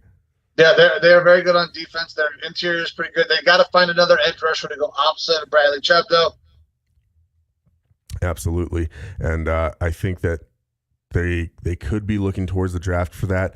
There are some decent edge rushers in this draft, but there's also some veteran guys out there that in this second and third wave of free agency, they're going to be able to look at, like Justin Zadaria Smith is out there. Denver is calling his fucking name. Mm-hmm. Frank Clark reworked his deal with the Kansas City Chiefs. He'll be going back there. 2-year deal worth up to $36 million. It's a little expensive. I like Frank Clark, but he is getting up there in years. Yeah, very much so. And his production is dropping with that. So that's a pretty big deal for a guy who is reaching the twilight of his career. Kansas City Chiefs lost Travarius Ward, their cornerback, to San Francisco. Yep. That's a 3-year deal worth up to $42 million, 26.7 guaranteed. He is a solid cornerback, a good pickup for the 49ers. Yeah, he's a solid number 2. He can help that 49ers secondary kind of get back, get healthy. I feel better about him than I do Carlton Davis. I do too. The money is roughly the same. Yeah. People are seeing Carlton Davis as a 1. I don't see it. I think he's a 2. I think Charvarius is a solid number 2 as well, probably a little bit better. I would take him over Carlton Davis. So, I mean, good signing for the Niners. Joe Rockstar was asking me about it the other day. How is this guy? I like him. Don't expect him to be a lockdown. You go guard the best receiver on the other team, but definitely solid on the back end. Yep. Patriots re-signed their kicker, Nick Folk. Panthers go out and sign Austin Corbett, interior offensive lineman, guard. Played with the Rams last year. In the past couple years, I believe. You think he came over from you guys, right? He did. We drafted him. Brown. Yep, we drafted him, I believe, in the top of the second round. Did not work fucking at all. Looked awful. Gets over to the Rams, starts to figure his life out, figures his career out. ended up being a starter for that Rams team, won a Super Bowl this year. Now he's going out and he's getting paid. So good for him. It would have been nice to see a draft pick pan out in Cleveland because we're not going to have many of those in the coming future. But it was a 3-year deal worth just under $30 million. It's 29.25. That's pretty good fucking money for a guard, man. Yeah, and it's another guy that I had hoped that my Vikings would have looked at, especially with the Kevin O'Connell connection there. But we're cap strapped, at least as of this point on March 14th. We're cap strapped, so it would be difficult to do. Lions go out and sign a wide receiver. They get DJ Shark to a 1-year deal. Good receiving pickup for the Lions for sure. I'm surprised it was only a 1-year deal. I figured they would have tried to lock him down for like 2 or 3 years just because they could use all the help that they can get. But he's definitely going to be solid for them. It's a $12 million deal. Young guy, a lot of upside, underperformed in Jacksonville. Fast. Yeah, underperformed in Jacksonville, but that's, I think, more of a product of Jacksonville than him. Yeah. Give the guy opposite of Equinemius to hopefully pull away some of that coverage as well. So. DeAndre Hopkins restructured some of his deal with the Cardinals to free up some space for them. The Browns ended up trading their linebacker Mac Wilson to the Patriots for Chase Winovich. Thank God. I was so fucking tired of Mac. He was never a big performer. He had a pretty decent rookie year. Has not performed since then. Does a lot of talking, a lot of complaining, a lot of Photoshop on the Twitter machine, making his muscles look bigger. Just I was done with Mac. I'm glad we get a rotational defensive end in because we need more edge help. I really like Chase Winovich. I remember he was coming out of the same draft out of Michigan as Rashawn Gary, and some people were talking about how Winovich might actually be the better player. And right now, I mean, Gary had a better year last year for the Packers, but he still hasn't lived up to his pick. Winovich, I think, has so far been the better player out of the two of them. I like Chase Winovich a lot. I think you're going to really enjoy having him there on the Browns.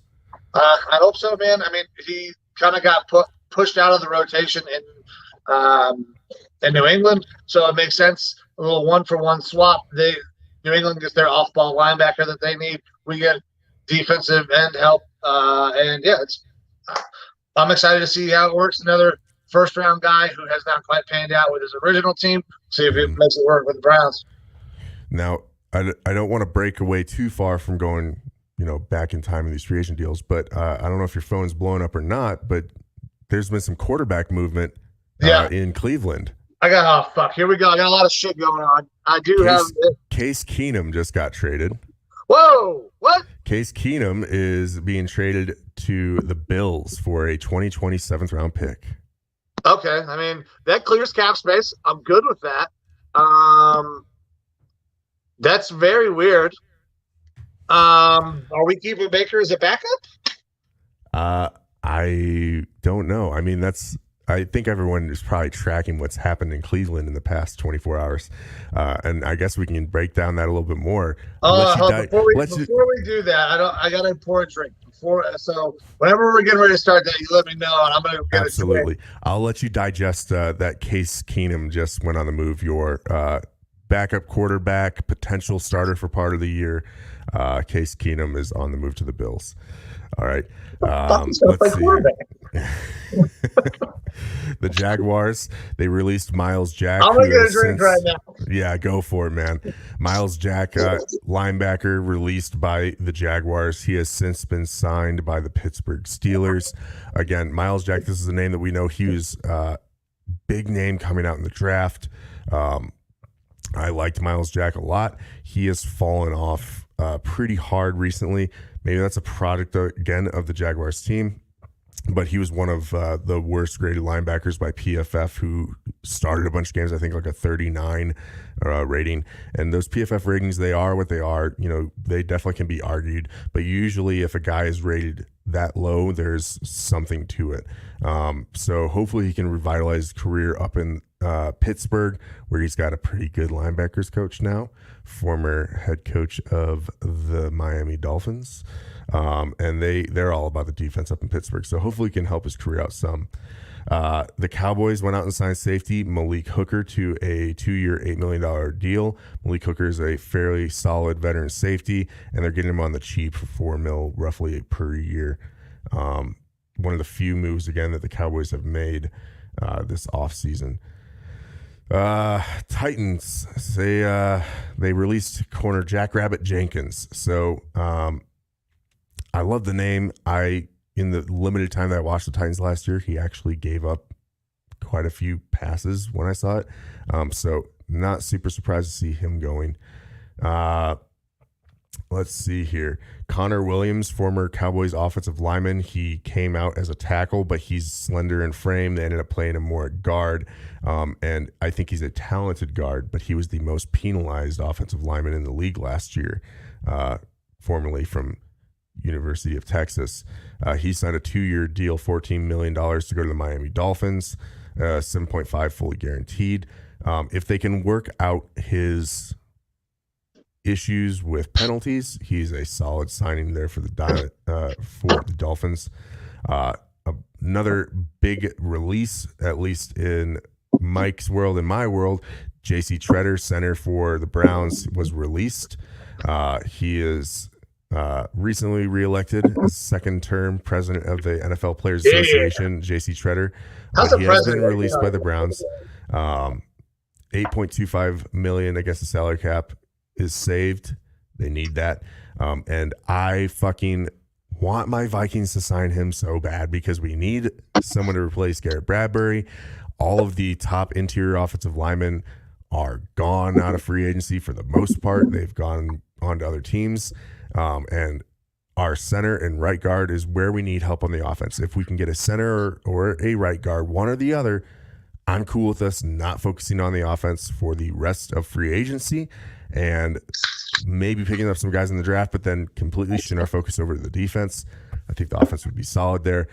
However, we haven't made a move on him yet. I don't know what it's going to cost to bring him in, but I think that he's a veteran. He's I believe over 30 years old. He's a top 5 center in the league, and I would love to bring him in and shore up that offensive line. Yeah. So I missed a couple guys. Obviously, I heard Jackrabbit Jenkins. Did you say it 400 times by chance? No. Okay, well, you should have, because that's what you do when you say Jackrabbit Jenkins. Good sign for them. J.C. Tretter, losing J.C. Tretter kind of sucks. I like J.C. Veteran on our offensive line. He was too expensive, though. This is a guy I know you want him. He's a top 5 center in the league. He is not going to practice during the week because his body is so fucking banged up. He's on that Joe Thomas treatment towards the end of Joe's career, where he is so beat up that he cannot practice if you want the guy to go on Sundays.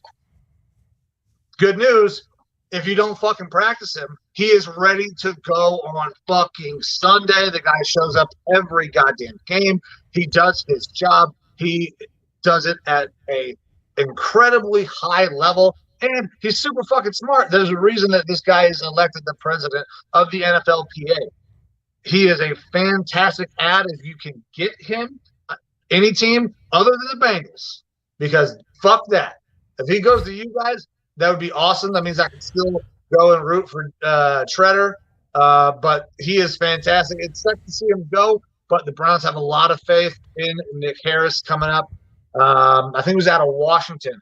Really good young center prospect. He's played a little bit along the line, and I'm excited to see how he kind of folds in.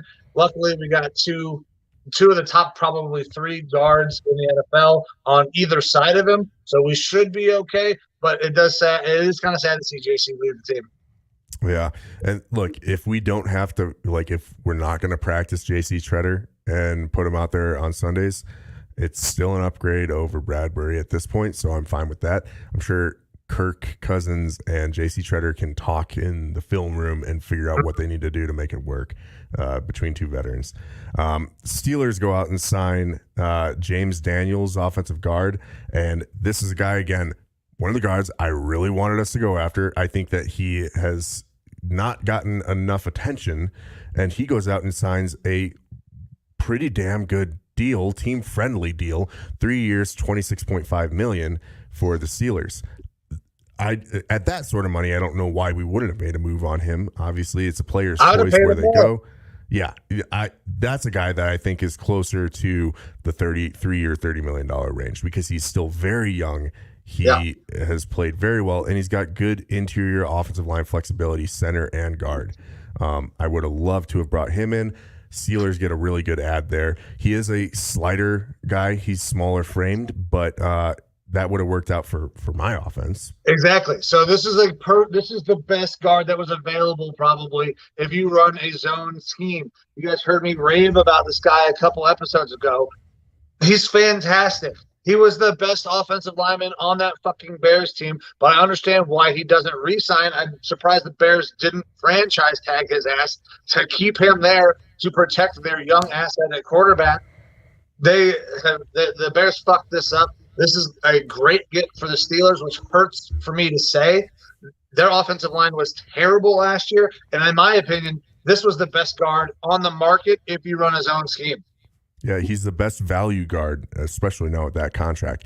And like I said, Ryan Poles is blowing up the Bears. So Ryan Poles, an offensive line-minded guy. Maybe Daniels doesn't fit what he wants. Maybe he wants more big linemen that are a little bit more statues or something like that, but not having as much pulling. That's not what James Daniels is. He is like I said, slider framed guy. He's good with pulling. Maybe it wasn't going to work for him there, but still, I would have assumed that you would try to keep a young player like that. But Ryan Poles, like I said, blowing it up there in Chicago. Other news being tweeted out right now by Adam Schefter. The Rams and Matthew Stafford have finalized a 4-year, $160 million extension that includes $135 million guaranteed. That should allow the veteran quarterback to finish his career in LA. Good for Stafford. He got a Super Bowl. Now he's getting even more money. I'm a big fan of Stafford. Always have been. The fact that he's stuck with the Lions for so long, he didn't force his way out. He didn't demand a trade. At a certain point, the Lions did him a favor by letting him get out of there.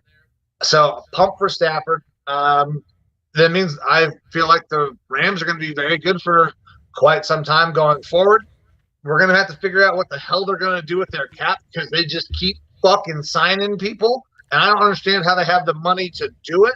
But good for the Rams, good for Stafford. Yep, they're making it work.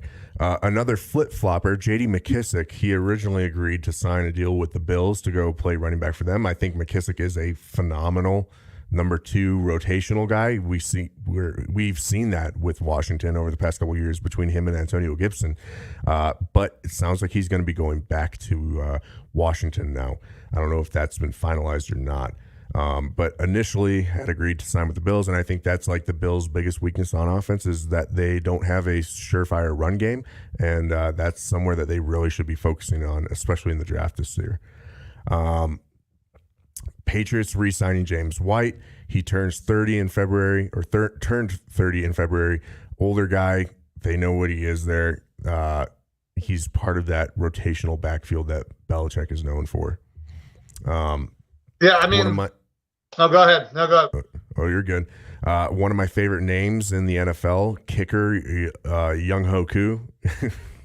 Is Young Moku. Yeah. He re-signs with the Falcons. He 2 years ago had a phenomenal year. Great year for a kicker. Last year, not as good of a year, but he's still a solid young kicker. Good for them to re-sign him. Buccaneers. They go out and sign another wide receiver. They get Russell Gage.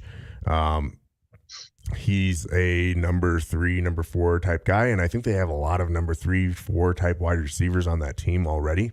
So it's an interesting signing. They can definitely throw a platoon of guys out there, Jags, that can get the job done. They're just giving Brady another receiving option. You just don't have the big surefire names. I mean, they have Godwin. They worked that out, franchise tag, and then re-signed. And they've got Tyler Johnson, former Minnesota wide receiver. They've got who's the little white guy, the new Wes Welker or whatever that they got out there. I can't remember his name. Scotty Miller. Oh yeah, That's it. Now they got Russell Gage, and of course they've got Mike Evans. So they have a decent receiving core out there. They've got their one, they've got their two, and then beyond that, they've got 3 guys or more that could be number 3s on a lot of teams. That's now shit's starting to pop up more and more. Shit's going crazy. Rasul Douglas just re-signed with the Packers. That was also on there. He's a cornerback for them. They had hoped to re-sign him, weren't able to get it done with the cap situation until they traded away a big part of their cap that we'll get to here in a little bit. Okay. Oh, Browns signed another quarterback. See, this is what I shouldn't be on Twitter when we're doing this because now it's the Browns are signing Jacoby Brissett. Oh, okay. I'm good with Jacoby. Jacoby can start for somewhere between 2 and 8 games for us. Well, he very well could be. He will be at some point starting between 2 and 8 games this year for us. Yep. So are we ready to just dive in and do it? I know you want to. I feel like I want to keep edging you here a little bit. Yeah. Well, I was waiting for you to take your fucking victory lap on the Packers. Oh, I mean, we're getting there too. I'm stroking that one out as well.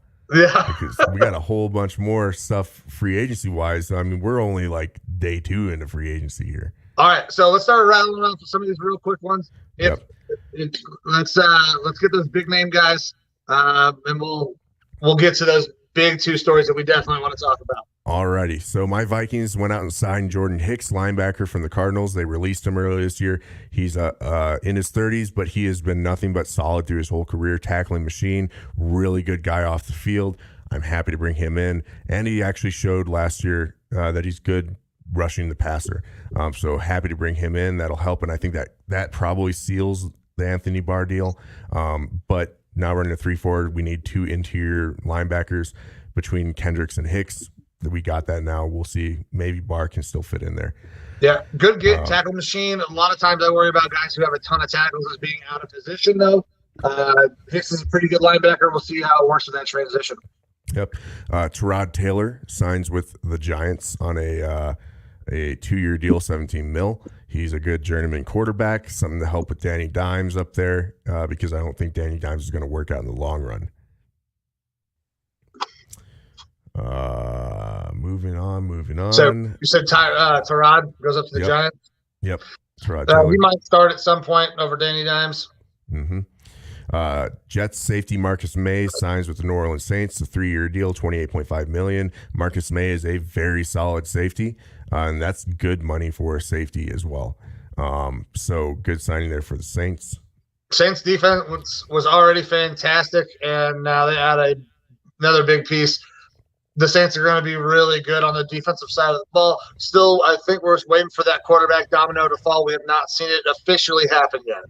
Mm-hmm. Jaguars signed cornerback Darius Williams from the LA Rams. He was one of the other top cornerbacks projected in this free agency period. I think that he is a fringe number 1 cornerback, not as good as the J.C. Jackson, but he gets a 3-year deal for $39 million to go to the Jaguars. He will be at least a solid number 2 cornerback for them. Jaguars keep adding a ton of talent. They are trying to put pieces around that team to get rid of the stigma from the bullshit that happened last year with Urban Meyer. Yep. As you projected, Browns released Austin Hooper, tight end.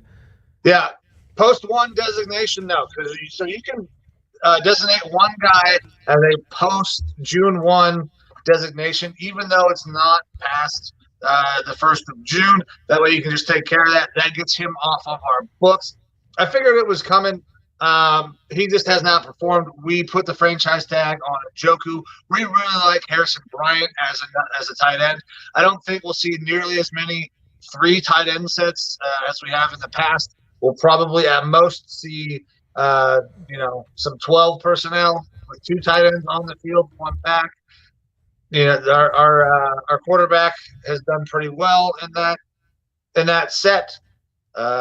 Still haven't said his name. No, I'm not. Yep. Raiders released Carl Nassib, who's famous for being one of the openly gay players in the league. He's been a solid defensive end, nothing special though. It'll be interesting to see who picks him up. I don't think that his sexual orientation really matters, other than a team might be looking for a PR boost. But he's a solid defensive end, although nothing spectacular. He's a rotational guy. Yeah, he's a rotational guy. He got real famous from Hard Knocks, where he was trying to tell people about compounding interest, and had everybody being billionaires in the next fucking 6 years because he did not understand the math. He's a decent player. I was sad when we got rid of him. I really liked him. I thought he could grow into be a really good player. He was really good at Penn State. This has been kind of a rotational guy. Obviously, he is one of the first openly gay players in the NFL.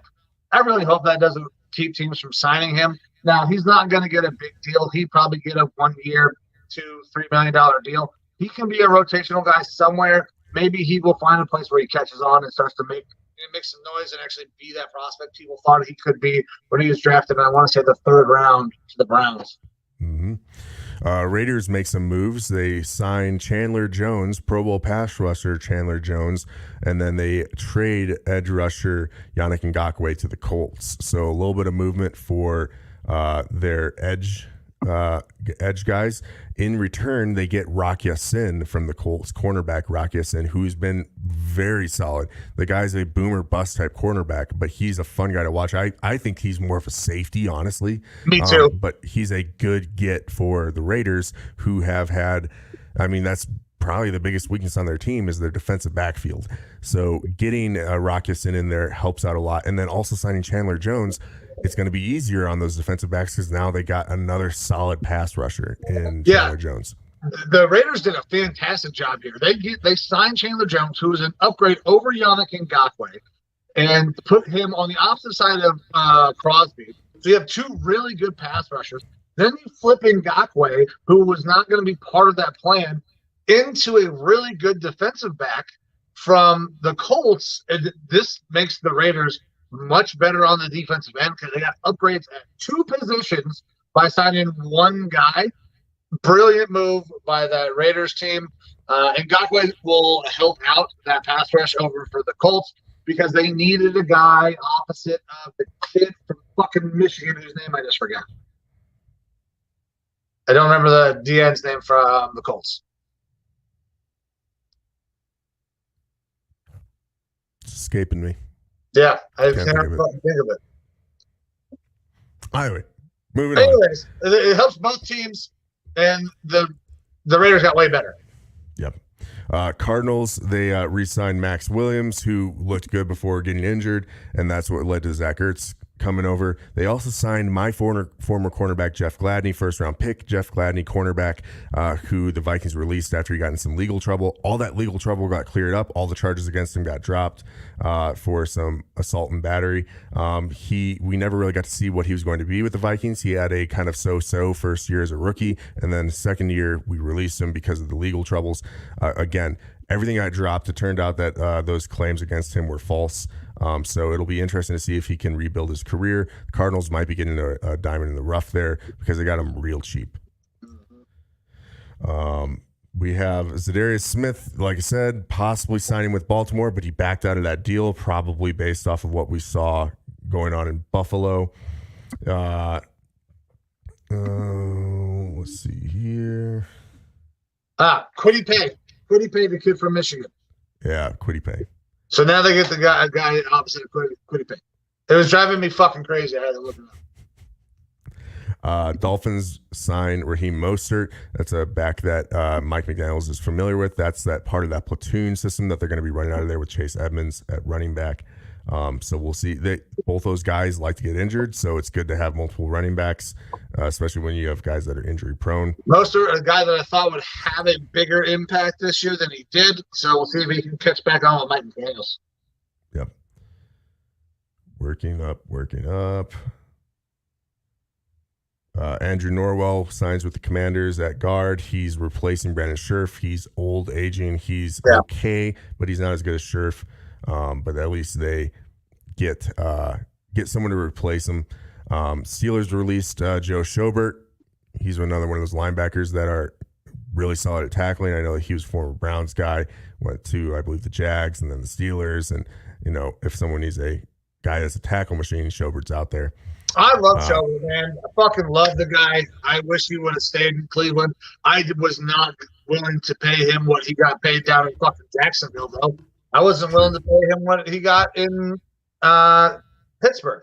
But if we could bring this guy in on a cheap deal, he's an absolute fucking tackle machine. But this is one of those guys who's a tackle machine who's constantly out of fucking position because he's chasing the ball. Yep. We have the Eagles releasing defensive tackle Fletcher Cox and then re-signing him.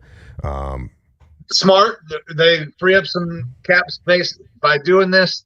I think there was probably already a handshake deal. Hey, we're going to let you go. We're going to bring it back on a little cheaper contract rather than the restructure. Yep. Famous cornerback Eli Apple from the Cincinnati Bengals. He re-signs with the Bengals on a 1-year, $4 million deal. Those are deals that I like for the Bengals because Eli Apple's going to get torched. Mm-hmm. So the brother of St. Brown, the wide receiver for the Lions, Equanimous St. Brown was the free agent. I can't remember the other St. Brown's name. Amon-Ra. Amon-Ra, yeah. Equanimous signs with the Bears. He's been a solid number 3, number 4 wide receiver, played a lot with the Packers. He's going to the Bears, NFC North. Then we really get into Deshaun Watson sweepstakes stuff here. Fuck. Leighton Vander Esch agrees to a 1-year extension with the Cowboys. Nah. Top in the bucket. He's always hurt. Bills released Star Lotulelei. He's been solid defensive tackle. He's getting up there in years, though. He's getting a little old, but if you need a big body to clog up some fucking holes, Star Lotulelei is a good fucking D tackle. He is a true one technique. Oh yeah. Washington Commanders released Matt Ioannidis. He ends up going to the Panthers. That is a kid that I think is gonna go get paid somewhere. I think he's fallen out of the rotation because they have so many good edges there that this kid can go and get a pretty decent deal. I would love to bring him on. He signed with Carolina. Oh, he did? Oh, fuck. Yes. Damn it. Signed with Carolina. Lyle Collins, like we said, was released. He is in talks with the Bengals. Hasn't signed anything as of this recording, I don't believe. Carlos Dunlap got released by the Seahawks, so another defensive lineman edge rusher is out there in free agency. Johnny Hecker, potentially the best punter in the league. Yes. He is the best punter. He is with the Panthers now. He is no longer a Ram. So for what it's worth, how much punters make a deal, he is now with the Panthers. Your former tight end, Austin Hooper, like we said, was released. He's signed with the Titans. Juju Smith-Schuster signs with the Chiefs. So that's going to be a whole lot of TikToking up there in KC. Yeah. Those are going to be fucking lit, fam. Super pumped. Uh-huh. I don't know what I was doing, but that's exactly what I expect to see on TikToks. That's why we got kicked off TikTok. Doing dumb asshole shit. You have Dante Fowler signing with the Cowboys at defensive end because they missed out on their own defensive end. Yeah. Listen, he didn't like the language in the contract. They didn't want to give him some guarantees. Randy Gregory told him to go fuck himself. And here's the thing. The things that they were worried about was his prior suspensions. His prior suspensions are due to marijuana. You know what the fucking NFL doesn't test for anymore? Marijuana. So putting that language in was, I think, stupid because he's not going to get in trouble for marijuana anymore because they don't fucking care. Nobody should care about if anybody's smoking weed. It should be fucking federally legal. It's not. But this is it was stupid. The Cowboys fucked themselves, and now they go get Fowler, who's a good get. But, I mean, Randy Gregory is starting to ascend. Yep. And I believe he goes Denver, 5-year, $70 million deal. So, loss for the Cowboys. I know Jerry was real upset about that one. because Gregory was his guy. He did a lot of good things for Gregory during his rough years. So you can blame Jerry for not getting. Jerry's still the GM, right? Yes. Stephen Jones does a lot of the shit, but Jerry still has full say. Yeah, so Jerry should have taken that fucking language out of the contract. I mean, we're talking about marijuana. Talking about practice? Talking about practice? Come on. Thought that's where that was going. All right, and then other than the stuff that we kind of broke to you today on the show as it's happening, we're seeing pop up on Twitter. We also had Cordaro Patterson, a guy that I've been watching because I love Cordaro. He ends up signing a 2-year deal to go back to the Falcons. He was one of those dynamic wide receiver running back type guys like a Debo, and he really showed out last year for the Falcons. And with that, we have nothing else to talk about in the NFL. Yep, absolutely nothing else happened, and we're going to just skip right to the end of the show. Yep. All right. Do you want to go with the quarterback talk first or the wide receiver talk first? Fuck. Let's go to the wide receiver. Let's do the wide receiver thing. All right. So wide receiver talk. Davante Adams was franchise tagged by the Packers. Something that we kind of talked about as Davante didn't want to get tagged. I didn't know if he would play under the tag. People were telling me, oh, he's going to play under the tag because he's with Aaron. Well, not the case. Posted on the Facebook, possibly anecdotally, that you're not leaving me with the short end of the stick, right? And people laughed. People laughed and said, it's Davante's coming back. Aaron's his boy. That's his brother.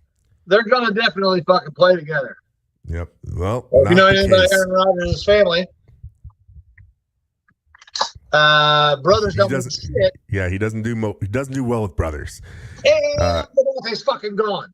Yep, Davante gets traded from Green Bay to the Las Vegas Raiders, reuniting Davante with his Fresno State quarterback, Derek Carr.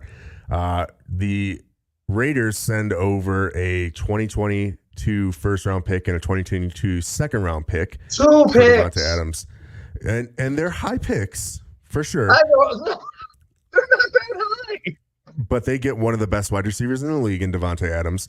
And he goes there and he signs a 5-year, $141.25 million contract, making him the highest paid wide receiver in NFL history. He's getting quarterback money now. He's getting high 28s per year to play wide receiver. And I fucking love it. It's insane to me that he's getting that much money. What's the craziest part of this story is that they didn't get more for Davante.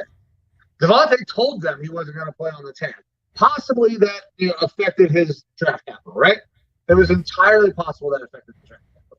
But to only get 2 picks. Now, this is not as egregious as when the Texans got rid of DeAndre and got a bag of balls and a second-round pick. This is better than that. But I think everybody who watches, knows anything about the NFL is putting Davante Adams no lower than probably the 3rd best receiver in the league. I would put him as the number 1 receiver in the league, even after Cooper Kupp's fantastic year last year, because I want to see Cooper Kupp do it more. Okay? Davante was doing it in a situation with very little as far as other receiving options. Yes, the Packers had other receivers, but he is the by guy. Far and away the guy. Davante every fucking play. Yeah. So, in my opinion, he's the best receiver in the league. And they get 2 fucking picks for him. That's not enough. Packers fans are not happy. Good for Davante getting that fucking quarterback money. But this is the Packers lost this trade. The Raiders absolutely won this trade. They did a fantastic job. They are paying him too much money. This is too much money for a wide receiver, $28 million a year. But we know the cap is going up again. I believe that there's going to be a good connection with Carr and Davante. They played together in college at Fresno State, like you said. They have a fantastic tight end. They have an excellent slot receiver. This gives them a guy who wins on the outside. The Raiders are going to be fantastic. Their moves that they have made this year have been spectacular, with the exception of who they hired as their head coach. But with all that said, I'm going to give you your chance to take your fucking victory lap, because I know that you're excited for this. Oh yeah. So I mean, just going back to the Raiders, the AFC West is blowing up, right? And the Raiders are making the necessary moves to stay competitive there. Between Derek Carr, when he has good receivers on his team, has shown to be in the MVP talks. When he had Amari Cooper and Crabtree, he was in MVP conversation. Now he has Devontae Adams, Renfro, and Waller all out there to receive the ball. That passing offense should be great going into next year. Good get for the Raiders. They're not afraid to make big moves for wide receivers. They did it for Randy Moss back in the day. It didn't really work out, but that was probably a little bit more the quarterback situation there. But good move for the Raiders. They're going to be solid, only having to give up a 1 and a 2 this year. And then after that, they're just set with the contract. That's their biggest hit is the contract going forward. Again, cap is a myth. It's going up over $20 million next year. They're going to be able to make this work out. They're probably going to extend Carr here pretty soon as well. I believe that's their next move. For the Packers, cool, you got another first round and second round pick. You can get guys that may or may not make a difference here in year 1, year 2. And Aaron Rodgers has no one to pass to. This helps out the cap situation for the Packers, sure, because they were in cap hell. A little bit. But this year, like, they should be okay this year. Going forward with Aaron Rodgers' contract, I mean, Aaron Rodgers, his new contract dropped their cap this year. Going forward, it's just going to be horrible for the team, that cap situation. And all this talk about how these two talking back and forth, Rodgers and Devontae, about, only wanting to play with each other and all that stuff. And Aaron saying he's the best receiver and doesn't want him to go anywhere else. And, Aaron making comments about, oh, you shouldn't franchise tag people, blah, blah, blah, alluding to Devontae. And then the Packers go and do it. And then word coming out that Aaron was aware that Devontae was not going to play under the tag. He was not going to come back and play for them and sign the deal anyways. It just goes to show you that money talks, and money talks to guys that really don't care about anything other than the money. And that's what I truly believe Aaron Rodgers is a guy that doesn't care about anything other than the money at this point, because he's like, as long as I get my money, I don't care what happens to the team. I don't care what happens to our record. They have no one to pass to. They have Robert Tonyan. Their other receivers, Lazard, Marquez Valdez-Scantling, as far as I know. No, MVS is a free agent. Yeah, they're not there. So Lazard is still there. MVS is a free agent, and they have Tonyan. Yeah. So I'm very excited for when the Packers draft a quarterback in the first round instead of a fucking wide receiver like they should. They really should. With 2 first-round picks, if they're not getting weapons on offense that should be day one guys, like they're going to go out and get Jameson Williams or whatever from Alabama, a guy who might not somebody play who most can't of fucking play. Yeah, they're going to do something stupid like that. And then Aaron Rodgers, and you're going to get your wish. If that happens, Aaron Rodgers retires before the fucking season begins. I would love that. That would be such a great cap. Such a great cap to this off season for me. I think they are going to go out there. They're going to get some veteran guys. Like I said, Jarvis Landry has been linked there. OBJ has been linked there. OBJ's out. Jones could go there. Absolutely. But, I mean, these are bigger name guys. They're going to bring in veteran wide receiver talent to give him some options to throw to. But they do have another receiver there in Randall Cobb. Yeah. Now, Robert Woods could be on the table for them because Robert Woods looks like he's going to get traded. Yeah, and Robert Woods is apparently on the trade block. I don't know. They have the capital now to go out and get him. Yeah. What do you think is going to take to get Robert Woods? Second? I think that he could command a first from a needy team. So I know that we're high on him. We're very high on Robert Woods. Do you think the entire league is high on Robert Woods, though? I mean, he was neck and neck with Cooper Kupp until he went down with the injury. And that is part of Cooper Kupp's increase in production is that Robert Woods went down. Yeah. So he became the main guy. I think that Robert Woods is at least a second-round pick. I think from a quarterback or from a wide receiver needy team like the Packers, first-round pick could be in play. And maybe they view, okay, well, we trade Devontae and we lose that talent, but we get a 1 and a 2 back. And if we trade a 1 for Robert Woods, are we getting Devontae back? No, but are we getting a lot of production? Yeah. And maybe it's worth it to them. I could see them doing that. But I mean, that's a tough sell to fucking Packers fans, though. You get rid of Devontae for a 1 and a 2, and you give out a 1 for Robert Woods. I mean, I love Robert Woods, but he's not Devontae. No. And I could give a fuck about Packers fans. I know. They should be super upset with how their offseason has gone. Yeah. They get Aaron Rodgers back and they've shelled the whole fucking team otherwise. So I love it. I'm completely for it. The window for the Packers is 2 years, and they don't have the guys there on the team this year to do it. And I don't know that they'll be able to bring in enough this year to get through this year and next year to be super competitive. People are still saying that it's the Buccaneers and the Packers and the Rams as the class of the NFC. I think people will be surprised at how big of a tumble the Packers are going to take this year.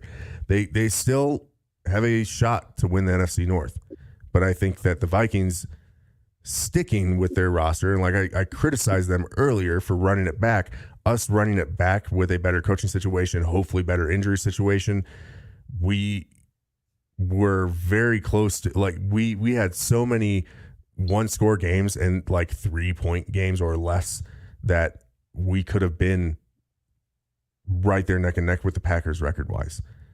So coin flips changing the situation. The Vikings could definitely compete for the NFC North. And like I said, at least a wild card this year, we could compete for the NFC North. But I just don't see the Packers being that strong of a team. Everyone just wants to say because they have Aaron on the team that they're going to be the class of the NFC North. And Aaron is the best quarterback in football. Aaron is the best. I know you don't believe this, but Aaron is the best quarterback in football. He's back-to-back MVP, okay? He's the best quarterback in football. But he does not have anybody to fucking throw the ball to. If I'm picking the NFC North right now, I'm taking you guys. And you guys are going through a coaching change. He has no fucking – unless Aaron Jones is lining up a receiver while they got A.J. Dillon in the backfield. That's all they got right now. I mean, I guess they have MVS. No, they don't have MVS. They have Lazard. They will make moves. The Packers will make moves.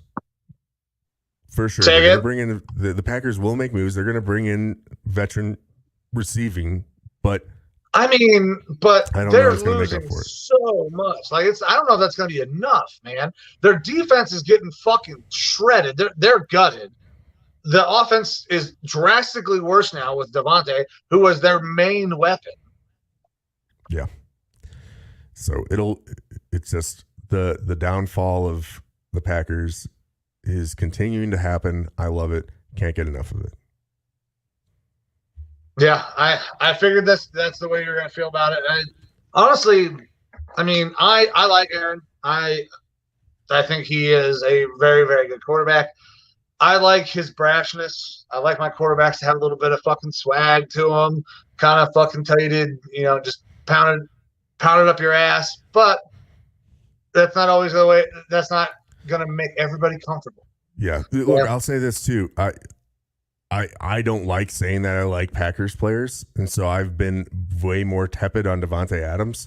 Now that he's gone, I can say it. Like, I like Devontae Adams. He's a very good receiver. He's definitely one of the top 3 in the league. And now I don't have to worry about him being a problem in the NFC North anymore. I don't have to worry about him playing with the dog shit quarterback. So I can actually root for Devontae now. I'm very happy to see him gone. It's a great move for the NFC North, great move for the Packers, great move for the Vikings. Yeah, I mean, everybody in this situation wins except for the Packers, so therefore the Vikings win. Hey, you know who really lost? Aaron Rodgers. Oh, yeah. Yeah. I mean, he got paid. Sure. He got paid. He's already gotten paid second highest amount of money from any player in the NFL behind Kirk Cousins over like the past fucking 10 years. And he's getting probably even more money from his fucking State Farm commercials and Jeopardy and all that bullshit. Yeah. He's already got the money. So he's just being greedy. He didn't need the money. He's just being greedy. He's being greedy for himself. Only himself. He's only cared about himself. Fuck his family, like we alluded to. Fuck his brothers. He doesn't give a shit. He just wants it for himself. He's just taking the money. It's as greedy as you can get. And so this is the one thing I will say that I don't like about Aaron is the fact that if we're worried about everybody knows that Aaron is one of the best quarterbacks of all time. You are not going to say this now. You may not ever say it officially on the pod, right? But Aaron is one of the best to ever do it.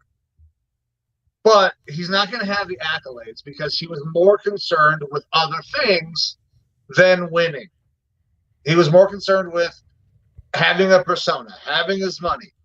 It sucks because he could have gone down as the best, as the most talented, and done so many things to win Super Bowls like a Tom Brady did, where you take way less money, and it just didn't happen. Yep.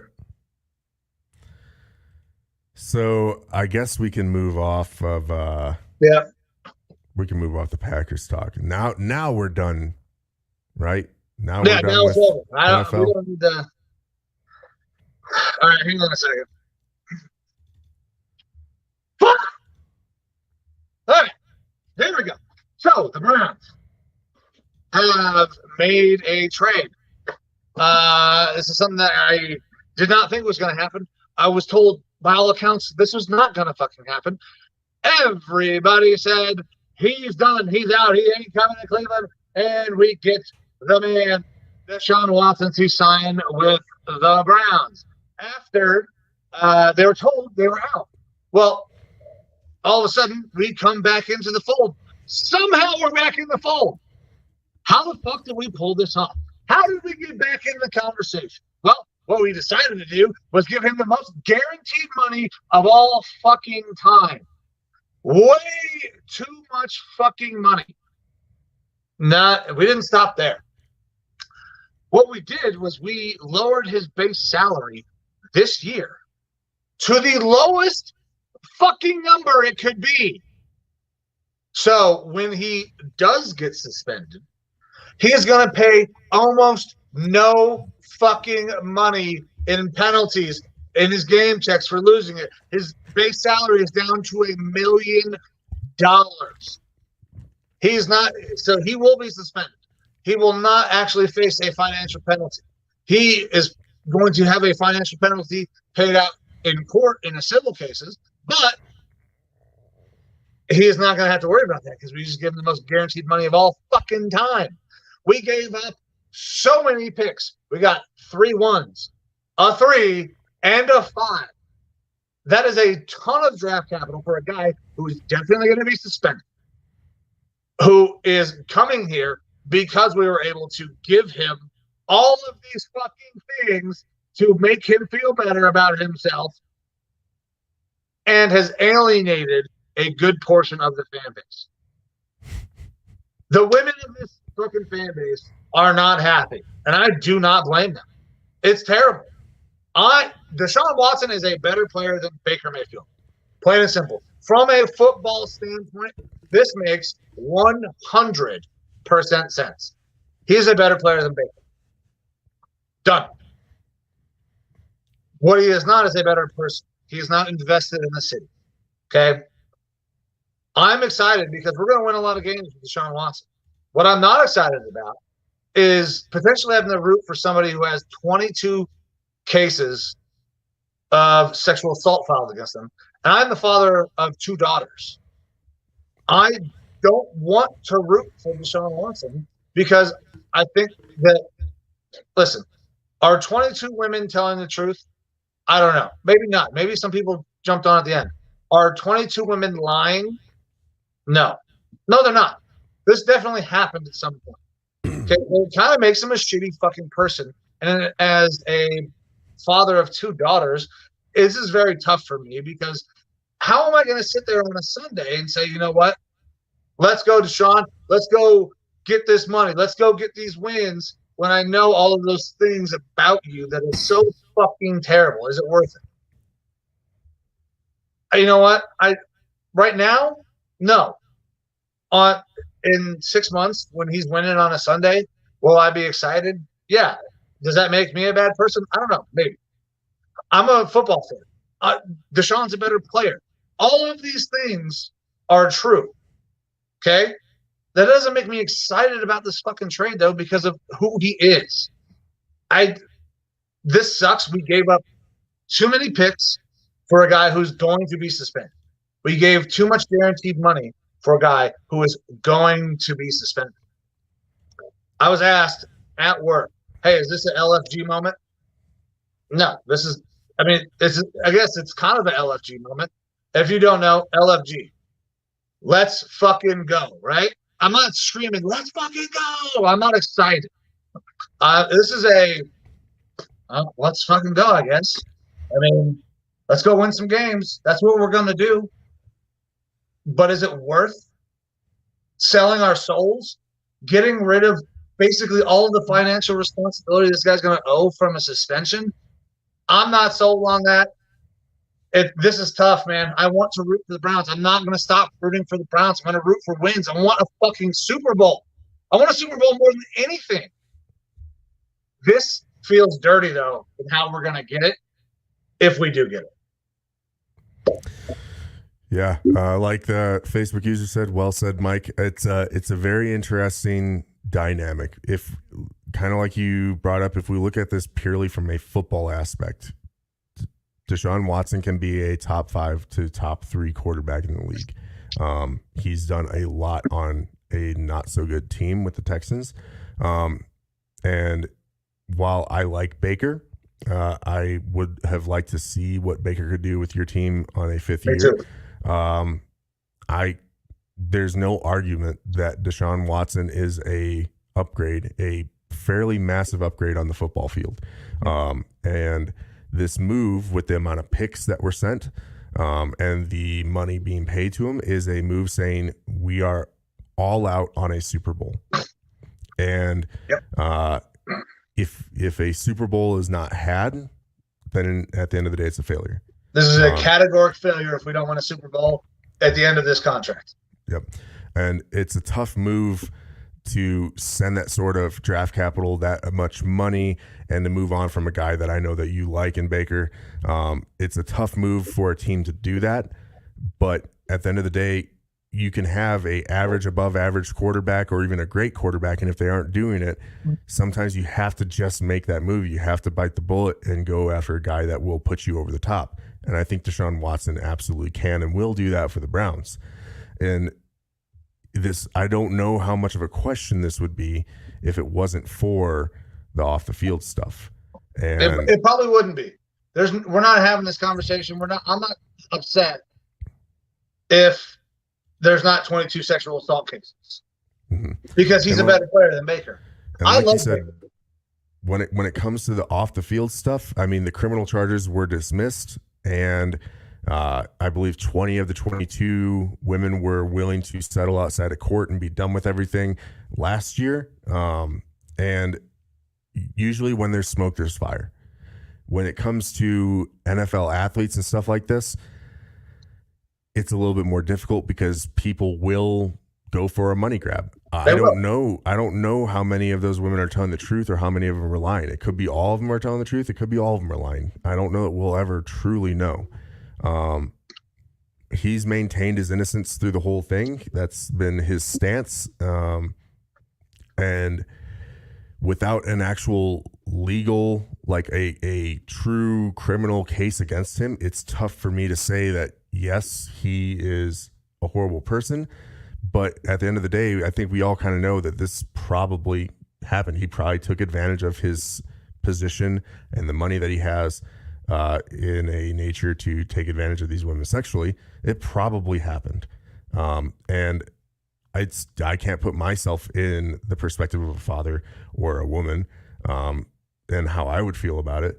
I know that when my Vikings were in talks as being a possible suitor for the Vikings, that I had that internal monologue back and forth of, I mean, I want to see a Super Bowl before I die. Me too. And this guy could absolutely bring it. But do I want everything else that comes with it? And I don't. But it's, when you don't have the criminal charges, that's enough for ownerships who are generally shady. I mean, they're rich businessmen who are about the business, and football is the business. That's why they're able to make that move, make that jump. Speaking from a pure football aspect, it is a good move for the Browns. You guys will be able to move Baker. You will be able to get some picks for Baker. You will be able to help recoup some of the stuff this year that you had to give up for Deshaun Watson. You already have a outstanding team. We talked about it last year, how top to bottom the Browns probably have one of the best rosters in the NFL. And the question was going to be, can Baker overcome and live up to his potential? And there was a mix of issues with that and injuries this year that derailed your team. Now you've got a quarterback situation figured out. You're probably not going to have him for 6 games or so, depending on how the NFL's conduct policy falls into place, which, kind of evens out with how many games, you're losing Baker or top production from Baker. So will that be enough to put you over the top this year? I don't know. Obviously you have a new backup quarterback now that Keenum is gone. It's an interesting situation. I think that you guys are in a 3 to 5 year window where if you are not able to get a Super Bowl, this will be seen as one of the biggest failures in the NFL. Yeah. And if you guys win a Super Bowl, that's the thing, is winning cures all. It'll be interesting to see how Deshaun Watson approaches the media. I don't think he says anything until these civil cases are taken care of. Yeah. So there's a large contingent of female reporters who report on the Cleveland Browns. Mary Kay Cabot being one of them, who kind of alluded to the whole thing about Baker, not having a good relationship. Things were going to break down, and he was going to be gone. If we don't get a Super Bowl in the next 5 years, this is a categoric failure. This is a failure beyond failures, because they're going to alienate a good portion of the fan base with this signing. And I mean, we have said that winning cures all, right? This is one scenario where I don't necessarily know if I agree with that. Winning might not cure all here because of the allegations that are levied against Deshaun Watson. This is going to be a very tough sell. And if there was an option on fucking FanDuel or on Caesars, if Deshaun Watson gets booed his first game in Cleveland, I'm taking yes. Without question. I'm dropping $100 on yes that he's gonna get booed because of all of the things that are going on outside of football. He absolutely will get booed. Even if he didn't have all this stuff, he's going to get booed. This is how it's going to be. Well, and Baker is beloved in Cleveland by a good portion of the family. Some people can't fucking stand him, and I get it. Baker is an abrasive personality. Me too. I get that. It happens. Okay. But this is not going to be an easy sell. Winning a Super Bowl is going to be the benchmark. There's no way, if you don't fucking win one, everybody's getting fired. Everybody's getting fired. And then I've got 2 main points that I wanted to bring up to this. One is I am about second chances for people in general. If we assume that Deshaun Watson did these things and we try to put ourselves in that situation, he's a young kid with stupid amounts of money. He's a good looking kid and he's taking advantage of the situation, and he's not thinking like an adult, and he made fucking huge mistakes and he deserves to pay for that. And he has to some extent so far. And I don't know that he'll ever pay for it as much as he truly should. Should he get a second chance? Yes, I think he should. I think that he has to live with his choices, though, for the rest of his life. I don't like canceling people outright, other than pedophiles and stuff like that. And I do believe that people deserve second chances. It's a tough sell still with this situation. And then secondly, like you said, the Browns were interested in Deshaun and then out on Deshaun. And I think the reason why they got back into it was Baker. I think it was the money, in my opinion, man. I think Baker forced it. Initially, the reports were that Deshaun and the Cleveland situation broke down because of the contract, because of the guarantees, and because of the way that first year was structured. And I believe that Cleveland wasn't offering the contract that they gave him at the end initially.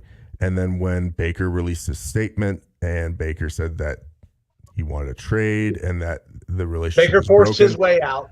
I believe that when that happened, they were like, all right, now we have to go all in for Deshaun Watson because we are not going to be able to ride with Baker for this year. All right. If Baker had handled himself like Tua did during this whole situation with Deshaun Watson rumors, I think Baker would be your quarterback still, and I think that he would be your quarterback going into next year.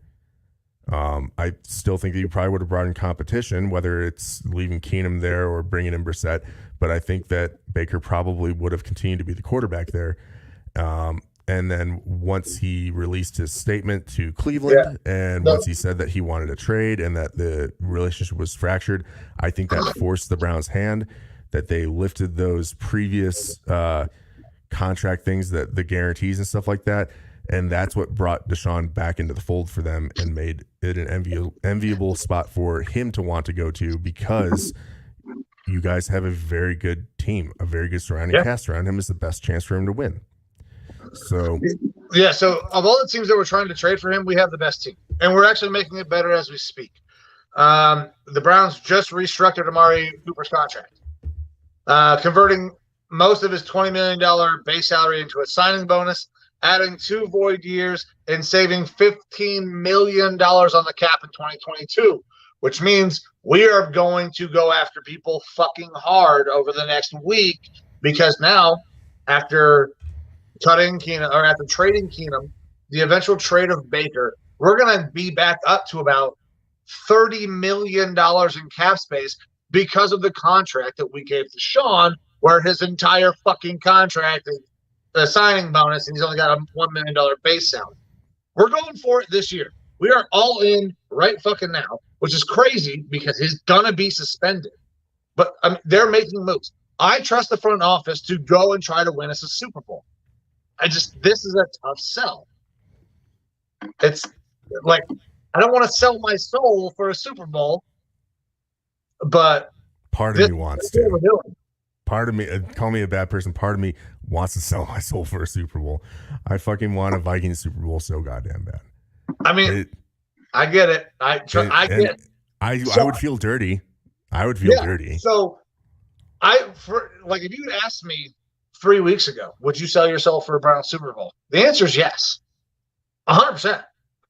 Now that I'm in that position, though, I'm starting to have my second thoughts, my doubts about, is that the way I wanted to do? Yeah. It'll be a very interesting situation to watch unfold. Like I said, I don't think he makes any comments or any big public statements until the civil suits are handled. Those civil suits probably will get handled because he's going to have to pay out the ass for them, especially those last 2 that didn't want to make a deal. After that is done, it's going to be real interesting to see. Like, he's going to have to face the media. He's going to have to face the tough questions because he really hasn't done that yet. At all. And then he's going to have to show that he's an upstanding citizen and a part of the community very strongly for the next several years to try to build anything. One thing that happens outside of the football field, and it's over. Like, he cannot make a single fucking mistake. Yep. So, like you said, he will get booed. There's probably going to be a lot of masturbation and jizzing jokes and stuff at any stadium that he goes to, including his home field.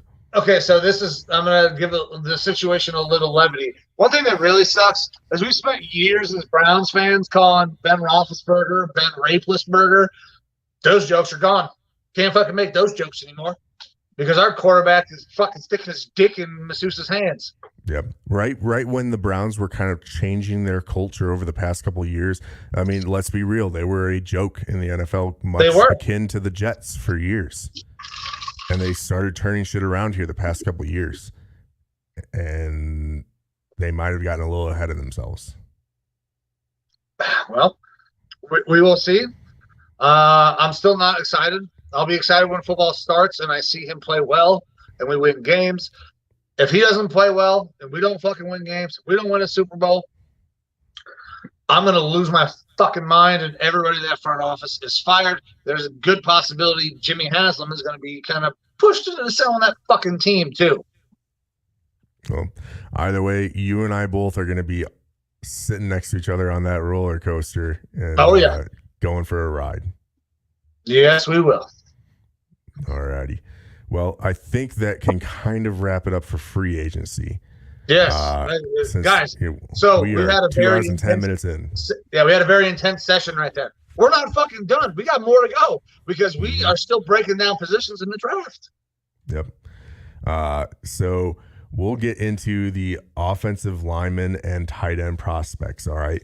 So we're bringing Jadeveon Black.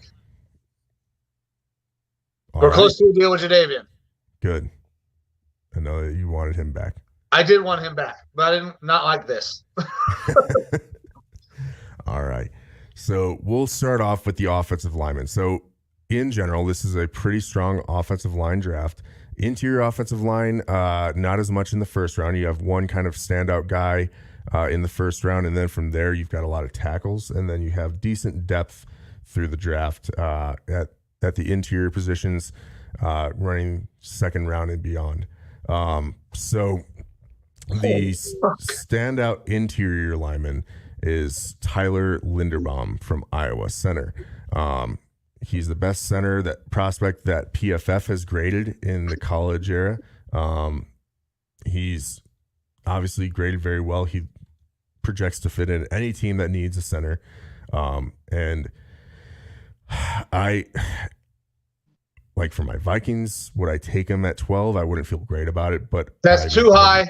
You got to trade back into the first round to get this guy, I think. Yeah. But Linderbaum is a stud. He's an absolute stud. And that's the thing is that, like, I think 12 is the top end of where he could go. I wouldn't feel great about drafting an interior guy that high, but I think somebody will take him in that roughly 15 range. And so if you want him, you kind of got to go after him. What's the kid's name from Kansas City? Center from Oklahoma last year. Graded up PFF's number one center this year.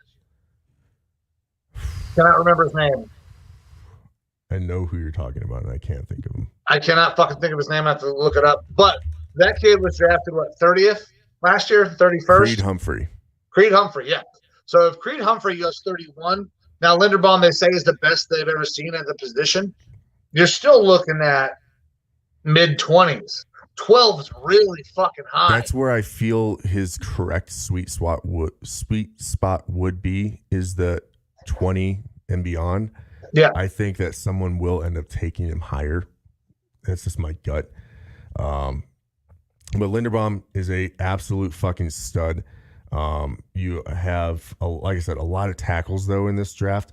We've got Evan Neal from Alabama at tackle, who's a fucking monster, ginormous dude. You've got Jackson Kirkland from Washington, who I like a lot of his traits. He's a angry playing tackle. Kenyon Green from Texas A&M. That is a big motherfucker right there. Mm-hmm. And then Ikem Ekwonu from North Carolina State, who have actually seen in some mock drafts being taken over Neal as the top tackle. I started looking at Ekwonu. I was like, man, he looks really good. I really like this kid. Starting to teeter down for me though.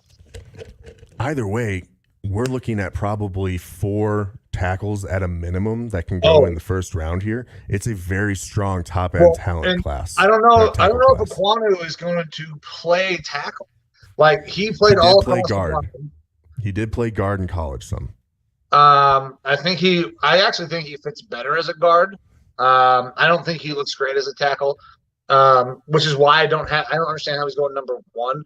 Because maybe people see him as a tackle. I don't. I see him as a fucking dominant guard. Not necessarily that he goes number 1 overall, but that he goes over Evan Neal as the top tackle off the board in some mocks. Well, I've been seeing Jags mocked offensive line basically in every mock that I have seen. Yeah, now, I believe the Jags go there. It's between probably Evan Neal at tackle or the Michigan defensive end, who I think That's is the who next I would J.J. take. Watt. I would take Hutchins. Yeah, I think Hutchinson's the next J.J. Watt.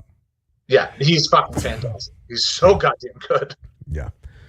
So you've got all of those tackles that we can expect to be watching go off the board here in the first round. And like you said, Ekwonu, he could be a guard or a tackle. I'm seeing him listed more as a tackle, but he played guard up until midway through 2020, and that's when he kicked out to play tackle.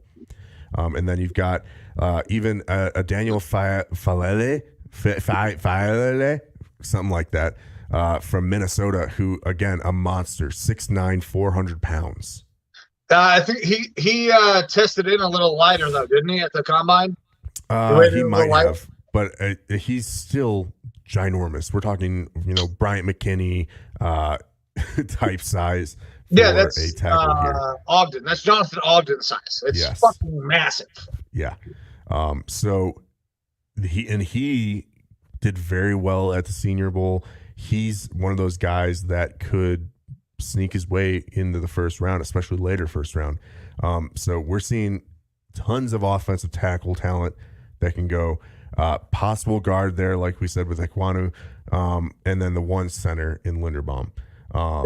So there is a center that I really like. I'll wait until we get into like who we like, our sleepers. There's another center that I really like in this draft, and if you guys miss out on Linderbaum, you should probably take a look at.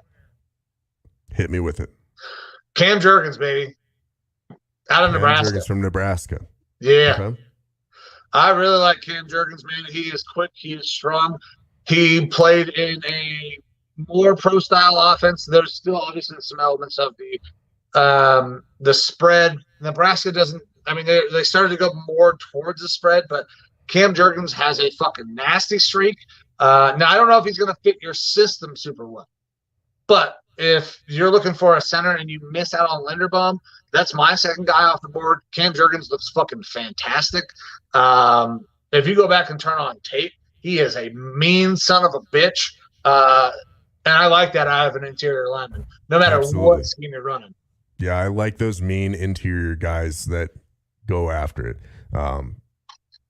For me, I've got two guys that I'm interested in. They're more guard prospects than anything. One guy who and I'm surprised that he's not being mocked in the first round as much. Zion Johnson out of Boston College. Mm-hmm. He great at Boston College, great at the Senior Bowl, and great during the combine. He's athletically extremely gifted, and he showed up well on tape. And for him not to be looked at in the first round is, I think Ekwonu, because he's being looked at as a guard or a tackle, he kind of takes the top of that guard class. I think Zion Johnson is the best in the guard class, depending on system. He is not as big as an Ekwonu, but I think that as far as guards go, pure guard, Zion Johnson is the guy. And because he's not being looked at as much in the first round as the top guard, that's why I think he's a little bit of a sleeper, because you can get him in the second round. He'll be gone in the second round for sure. I think so too. If not the first, I think that you get him in the second and you're getting a value at that point. And the other guy for me that I like is an interior lineman who I would love to have my Vikings go out and get. That's Cole Strange. He's a guard from Tennessee Chattanooga. Yeah. Small school guy. They were talking about him a lot during the combine. Yes. He had a great combine. They're projecting him to be at least an average NFL starter, but he's 6'5", 307. He's got that height where if you really need him to possibly kick out to a tackle spot or something like that, he can. Ran a 5.03 in the 40, but 31 bench press, 28 vertical jump. He's got good explosive numbers, and he's one of those guys that I feel good about having that mean, angry streak in the middle. Let's see here. I had pulled something up about him. Yeah, it doesn't take long to pick out Strange along the offensive line when watching Chattanooga's tape. He's got elite explosiveness for an interior lineman, and he leaves a lot to be excited about for an interior guy. And I think that's a guy that you're going to get in the third, fourth round or something like that could possibly be a plug-and-play starter at the guard position. Yeah, I mean, I like him too. What's the name? No. Yeah. Give me some Strange. Yeah. Classic name. Mm-hmm. So a guy that I talked about early on was Kellen Dice, tackle. He's not quite big enough for that position. I think he's really a developmental tackle.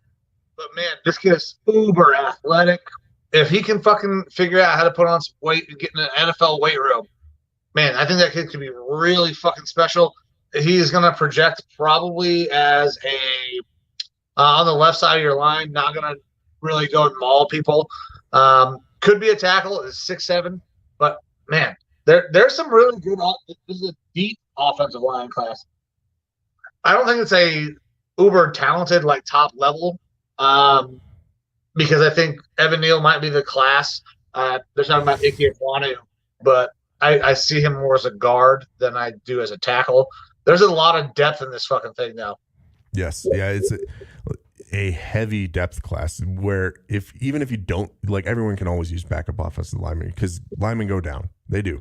Yeah. If you're able to go and get a lot of these guys in rounds 3, 4, 5, and even just sit them for a year or two, you're going to have a starter in the weight in a lot of these guys, if not a good swing rotational backup.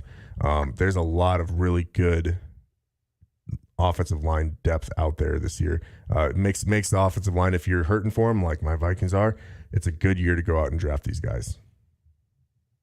Yeah, I mean, it's a good class. It's not a bad. It's not top heavy. I don't like Ike as a tackle. I like Evan Neal. He's starting to fall down boards a little bit. We got guys that still need to do actual workouts because they didn't do anything at the combine. But I like Dice as a developmental guy. I really like Cam Jurgens as the second center off the board. Everybody knows that Linderbaum is the fucking bee's knees. Like, that kid is a stud. I was sending Graydon fucking TikToks and videos like, look at this kid. Like, this is what you want to be, right? Because he does everything that you could possibly ask a center to do. Yep. All right, and then with that, if we want, we can move on to the tight end prospects before we get into defense next week. I think that we're good. I thought there's one other guy I want to talk about. I can't. Oh, I did. I have a question for you. Okay. So, Trevor Penning. This is the guy from Northern Iowa, big corn-fed motherfucker, trying to start fights all week at Senior Bowl week. Mm-hmm. Grabbing DNs and throwing them to the ground. Definite holding calls. Yep. Okay, do we like the mean streak? Do we like his attitude? Or are we worried about the lack of technique? And because this is a guy they're projecting high in the first round. I don't know that he makes it into the first round because of the stuff that you brought up. I like the aggressiveness. I like what I saw out of him in the Senior Bowl. Like, he was an asshole to people. It kind of makes me think Taylor Lewan, just unrefined. So I think that you take him in the second, not to be a day one starter, and you let an O-line coach work with him and refine him a little bit, and then he'll end up being a solid starter in the league going forward. I like him a lot. When any of those guys out of the trenches, I like to see that nastiness. And I saw all those videos from the Senior Bowl of him just fucking people up, and I loved it. And that's going to piss some people off on your team. Oh, yeah. It is. But it's going to create competition. And competition is good. You imagine a rookie tackle throwing down a Crosby, Myles Garrett, a fucking Daniil Hunter. You imagine the brawl that comes from that after? Yeah. Yeah. But I think that he's very mentally aware of what he's doing. He's trying to show who he is. He's coming from Northern Iowa. He's trying to make a name for himself. He's trying to make sure he gets on tape, and it's working. It's going to help his stock. I would hope that he can be more reserved in practice and then bring that shit back out onto the field on Sundays. But you also have to be concerned with, is he going to start something and get yourself a penalty? I talked about Connor Williams earlier. I think he's a good offensive lineman. He doesn't have that nasty aggressive streak, but most penalized linemen in the league, if they can work that out of him, Connor Williams will be a solid guard for the Dolphins. Yeah. Trevor Penning has a chance to be a very solid tackle for an NFL team, as long as the stuff that we are seeing on tape is stuff that he will bring on game day in the correct format within the rules. Right. And he doesn't bring that to your practice. Because if he doesn't correct I think that's the case. If he doesn't correct that, he will be the most penalized offensive lineman in football, taking over Garrett Bowles' spot as the left tackle for the Broncos as the most guy for most holding calls in the NFL. Mm-hmm. Because love the aggressiveness, everything is a fucking hold that he does and ripping people to the ground. Yeah, I think Penning has a chance, like I said, unrefined Taylor Lewan or maybe even a Lane Johnson type of tackle. Yeah. So, all right. Yeah, I do like him. All right, so that's the last guy I want to talk about on the offensive line. Very polarizing prospect there. Yep. And then moving on to tight ends, which is an extension of offensive line / wide receiver. It's not a huge, great class. There's one standout name for sure in Trey McBride from Colorado State. He put up huge numbers for Colorado State as far as a tight end. And there was talks of him going in the first round. I don't think he'll go in the first round anymore, just because this isn't a fantastic tight end draft. But the list going down here from PFF of your top 10 tight ends that are going in the draft is Trey McBride from Colorado State, Greg Dulcich from UCLA, Isaiah Likely, Coastal Carolina, Grant Calcaterra from SMU, Jeremy Ruckert, Ohio State, Cade Otton from Washington, Jalen Weidermeyer from Texas A&M, Jelani Woods from Virginia, Derek Deese Jr., San Jose State, and James Mitchell, Virginia Tech.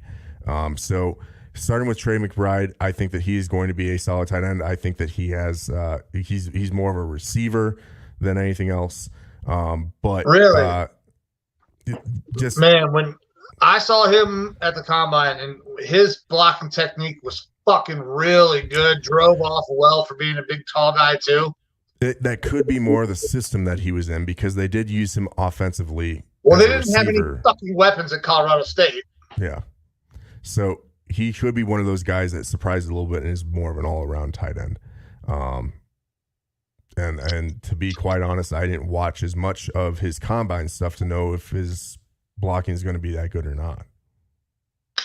So he looked really good. I think he is definitely the best tight end in the draft. They were giving some comps or they were putting his tape up against George Kittle's tape. Now George Kittle's combine was the greatest combine for a tight end basically ever. Trey McBride did not have a similar or better combine, but it was fucking close, and he looked really goddamn good. I'm excited about Trey McBride. Somebody's going to get a stud, but none of these guys are going first round. None of these guys, I don't think, are going until probably mid-second, because there's not a big-time prospect. There's not the guy in this group. Yeah. It's nothing too crazy, too special out of any of these guys. I think you will end up seeing McBride probably go in the second. And then after that, it's kind of hit or miss where these guys are going to go. My favorite guy out of the group, other than Trey McBride, and we talked about this earlier, is Greg Dulcich out of UCLA. He is the second listed guy on here. Senior Bowl week, they were talking him up a lot, showing up really well. And from the stuff that I've seen, one, I love the fucking hair. He's got that long, flowing, curly locks. But they talk about him being more athletic than you would expect, one of the better all-around athletes as a tight end, that his route running actually is not too bad. And I'm not seeing him as like that standout wide, like receiving type of tight end, though he can receive pretty well. That he's able to kind of do it all, and he's going to afford you a receiving option, although not one that's going to like blow you away. he had some big plays there at UCLA, and he's a high motor guy. I like what I see out of Greg Dulcich. I know that you didn't like as much of what you saw, but I think that Dulcich is going to be one of those guys that maybe could get into the second round, but probably a third or fourth rounder. I would say third round. And a team's going to be able to plug him in as at least a number 2 tight end right away. Yeah, so I was not big on Dulcich. I mean, he did not look very crisp in his route running at all. Pretty good blocker, not a bad blocker at all. Decent hands. He needs to refine his skills a little bit if he's going to be a guy that who's not just an inline tight end. I like inline tight ends. I want my guys to be able to block and catch. Yeah. He's not a crisp route runner. He did not look fluid at all. That's something that can be worked out. From what I saw, not a huge fan. I still think he's probably top 4 tight end out of this draft. But there's a guy that I got that I really like that I think that people are sleeping on because he had a little bit of a drop issue in college, but my God, he is a fucking physical freak. And if you got no other guys, I'm gonna go right into this guy. Yeah, go for it, man. So Jelani Jones is Jelani Woods. Oh God damn it! I did that last time too. Jelani Woods. Jelani Woods. Okay, so this guy is big as fuck. He is fast. He can bench. He showed really good hands at the combine and smooth in and out of breaks running his routes. So I'm gonna give you guys some numbers on the old Jelani Woods here. He is 6'7", 275. That is a fucking big boy. That is he weighed in at 259 at the combine. I got his combine stats pulled up. You got his combine stats up? Okay. Yep. He did 6'7", but they got him at 259, so he might have slimmed down. He might have dropped down a little bit. Maybe he dropped down a little bit so he can run this 40. Ran a 4.61 in the 40 at that big. That is fucking moving for that size. Okay. His bench press, number 1 of all tight ends, 24. So he's big. He's fast. He's strong. He showed pretty good hands and good mobility or good in and out of the breaks. I think this kid has a chance. He's going to be a day 3 pick probably. But he has a chance to go in at a minimum, be a number 2 tight end right away if he goes to a team that knows how to use those really uber athletic tight ends. Showed he blocked pretty well at the combine, blocks pretty well on tape, is a little high, but does enough to stalemate. He's not going to bury somebody. He's not a George Kittle where he's going to go out there and absolutely dominate a block, but he is good enough to stalemate a block and not get absolutely tossed around. So yep. I think Jelani could absolutely go out there and do some damage. So looking at one of the scouting reports on him here, it's excellent height, very good size and length for a tight end. He's a long strider, builds up good long speed and intermediate and deep routes. He has above average hands, flashes an extending catch radius because of his length, and is a valid weapon in the red zone with that size, and that he's an above average blocker for an inline position tight end, which is what you're looking for because most tight ends these days typically start to become those offline tight ends, more of your Y type of guy. And the negatives with him is that the high cut with the long legs limits his ability to sink those hips for blocking and running shorter routes. And then when he has the ball in his hands, he's not going to do a ton with it. He's not very dynamic with the ball in his hands. In his 2021 statistics, he played 11 games, 44 receptions, and just under 600 yards with 8 touchdowns. So 8 touchdowns, that shows that he is productive there in the red zone. And with the blocking capability, that means that you can leave him on the field for a red zone situation. Right. He's just a little high, but if he can learn how to sink his hips a little bit, man, God, the kid is going to be good. Yeah, looks like an exciting prospect. Someone will get a good one there in probably day 3. Yeah, that's my guy to watch. That sleeper pick. All righty, man. Well, that wraps it up for our offensive line and tight end prospects. And I don't know if we really have anything more to go over today. We've hit our 2.5 hour mark. Lots of free agency stuff that happened to go over. So, and plenty more that will be happening. Obviously, we were sitting here watching Twitter as we're live, and things are still happening. Yeah, it's been a fucking wild last few days. It's been a wild week. We had a ton of news to go over, but we still got more combine shit to break down. We got the whole defensive side of the ball. Free agency is not going to stop. Things are just going to continue to pick up. I'm super pumped. I'm super excited for the NFL season to continue, even though it's the off season. It was a great day, though. I had to house quite a bit of fucking crown to talk about Deshaun because I did not like that move, but I had a good time. Hope you guys did as well. Evo, what do you got for the people before we get out of here? Hey, if you like the content, if you like what we're putting out, please comment, like, subscribe, get on our YouTube channel or Facebook or Twitter. Let us know that we're doing a good job or how we can do better for you. I'm going to jump off of here and start kicking on college because it's my first week in this new class, and I have neglected it all week, paying attention to football instead of doing the class. I have to watch a movie. I mean, that's not terrible. It's not terrible, but it's movies I've seen before. I'm probably just going to go off of what I remember from these movies and good call report. So, but other than by the that, way, kids, do your homework. Yeah, absolutely. Hey, I got a 4.0, man, so it's working out for me. There you go. But yeah, I think that wraps it up for us today. I'm again, super pumped that free agency started last week. I was super pumped for it, and I'm excited to see what continues to happen here in our NFL because it has been one of the more wild off seasons that I've seen in a while. Oh, yeah, it's fucking been incredibly crazy. And like Evo said, guys, if you want to tune in, go to the Facebook page, okay? So you can search the Lineman Lounge. You'll get a group. You'll get a page. You can join both. That'd be super dope. There's also the YouTube where – this is coming to you right now, and I'll make sure I go ahead and post all these links again. That way, everybody can kind of make sure they know where they're supposed to go to get subscribed, liked, all that stuff. And then also Twitter at Lineman Lounge. Just posted something on the old Instagram last week when I was in Cleveland. So that is also getting more content, and hopefully soon I'm gonna hit you with another TikTok.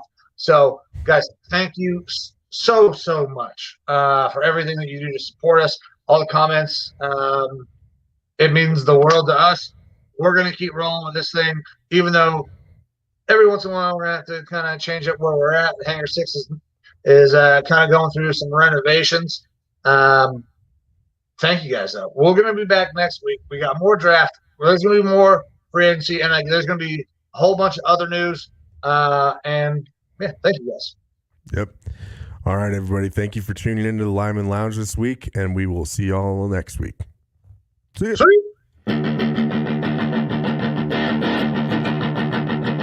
Welcome to the Lineman Lounge, hosted by Mike and Evo, calling their shots and being outlandish.